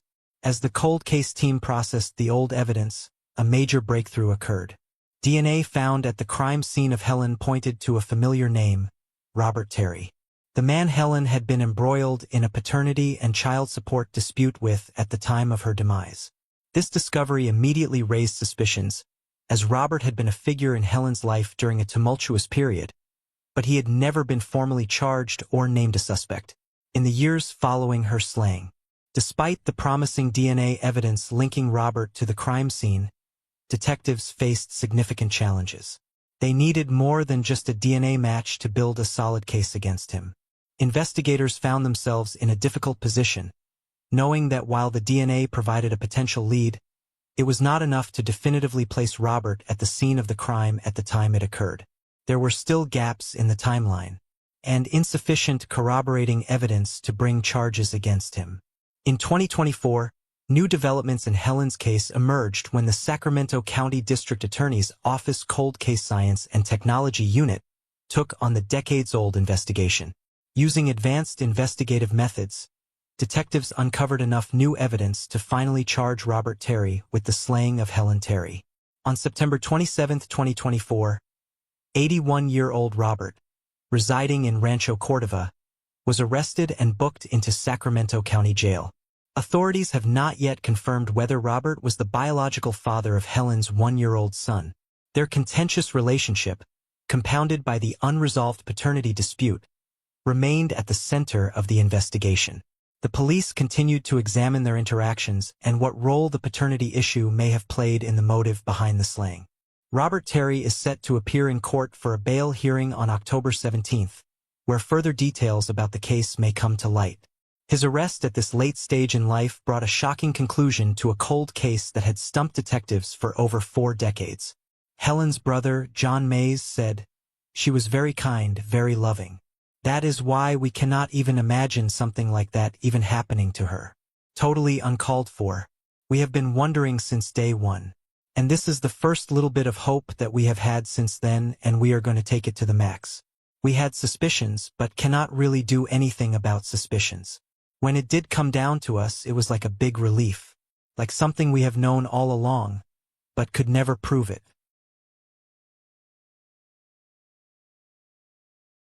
A young father was tragically shot on a quiet afternoon in Wilmington, Delaware. The events of November 25, 2019 left a community searching for justice, as Rajan Ray Dinkins became the victim of a senseless act of violence. The investigators faced challenges and the case went cold, but then long-awaited developments finally emerged and offered a glimmer of hope to a family devastated by loss. Affectionately known as Ray Ray, was born on June 13, 2000 in Newark, Delaware, to his mother, Tamika Dinkins. From a young age, Rajan displayed an active and curious nature, enjoying activities like running, bike riding, and showing a keen interest in science. He attended Concord High School, where his energy and curiosity were nurtured, helping to shape his vibrant personality and strong sense of community. In 2016, Rajian met Amoni Hall, who would later become the mother of his only son, Aki Dinkins. Their bond grew as they shared the responsibilities of parenthood, and Rajian was a devoted father to Aki. Rajian was involved in his community from an early age. He sang in the Police Athletic League's youth choir and served as a youth counselor at the Kids for Christ summer camp, where his enthusiasm and caring spirit touched the lives of many young people. On November 25, 2019, officers were dispatched to the 2300 block of Washington Street in response to a 911 call. The call had been made shortly before 4 p.m. and upon arriving at the scene, they discovered Rajiv Dinkins and another 20-year-old man suffering from injuries. Both men were quickly transported to a nearby hospital for treatment. Tragically, Rajiv succumbed to his injuries and was pronounced deceased at the hospital, while the 20-year-old, whose identity was not released by authorities, was listed in stable condition. Despite the immediate response from law enforcement, there was little information available at the time regarding the events leading up to the shooting. The absence of key details left investigators struggling to piece together what had happened. As the hours turned into days, the case seemed to grow colder, and without any solid leads or witnesses coming forward, progress was slow. As time passed, the case gradually faded from public attention, joining the unfortunate ranks of cold cases that haunted the community. The investigation remained open, but the trail had gone cold, leaving lingering questions about who was responsible for the tragic loss of Rajan. In 2024, Years after the case had gone cold, the investigation into Rajan's slaying was reassigned to the Wilmington Police Department's Cold Case Unit. With renewed focus and determination, detectives began to re-examine evidence, re-interview witnesses, and follow up on any new leads. Eventually, their efforts paid off when they identified two suspects, 21-year-old Akeem Henry and 19-year-old Ramir Black. On September 23, 2024, a Newcastle County grand jury indicted both men in connection with Rajan's slaying. Were swiftly arrested in the days that followed. Authorities remained tight-lipped about what specific evidence had led them to identify Henry and Black as suspects in the long unsolved case. However, their arrests marked a significant breakthrough, bringing new hope to Rajan's family, who had been waiting for justice for nearly 5 years. Both Henry and Black were charged with multiple serious offenses, including first-degree slaying, first-degree attempted slaying, and 3 counts of possession of a firearm during the commission of a felony. In addition, they faced charges of first-degree reckless endangering, conspiracy, second-degree conspiracy, and illegal gang participation. Akeem Henry, in particular, faced an additional charge of possession of a firearm by a person prohibited, which further complicated his legal situation. Following their arrests, both Henry and Black were committed to the Howard R. Young Correctional Institution. Their bail was set at over $1.75 million each, reflecting the severity of the charges they were facing. The case, once cold and stagnant, then moved forward with the hope that the legal proceedings would provide some resolution to a family that had endured years of grief and uncertainty. This resolution not only addresses a tragic loss, but also emphasizes the critical role of dedicated law enforcement and community support in overcoming the challenges of cold cases and pursuing justice.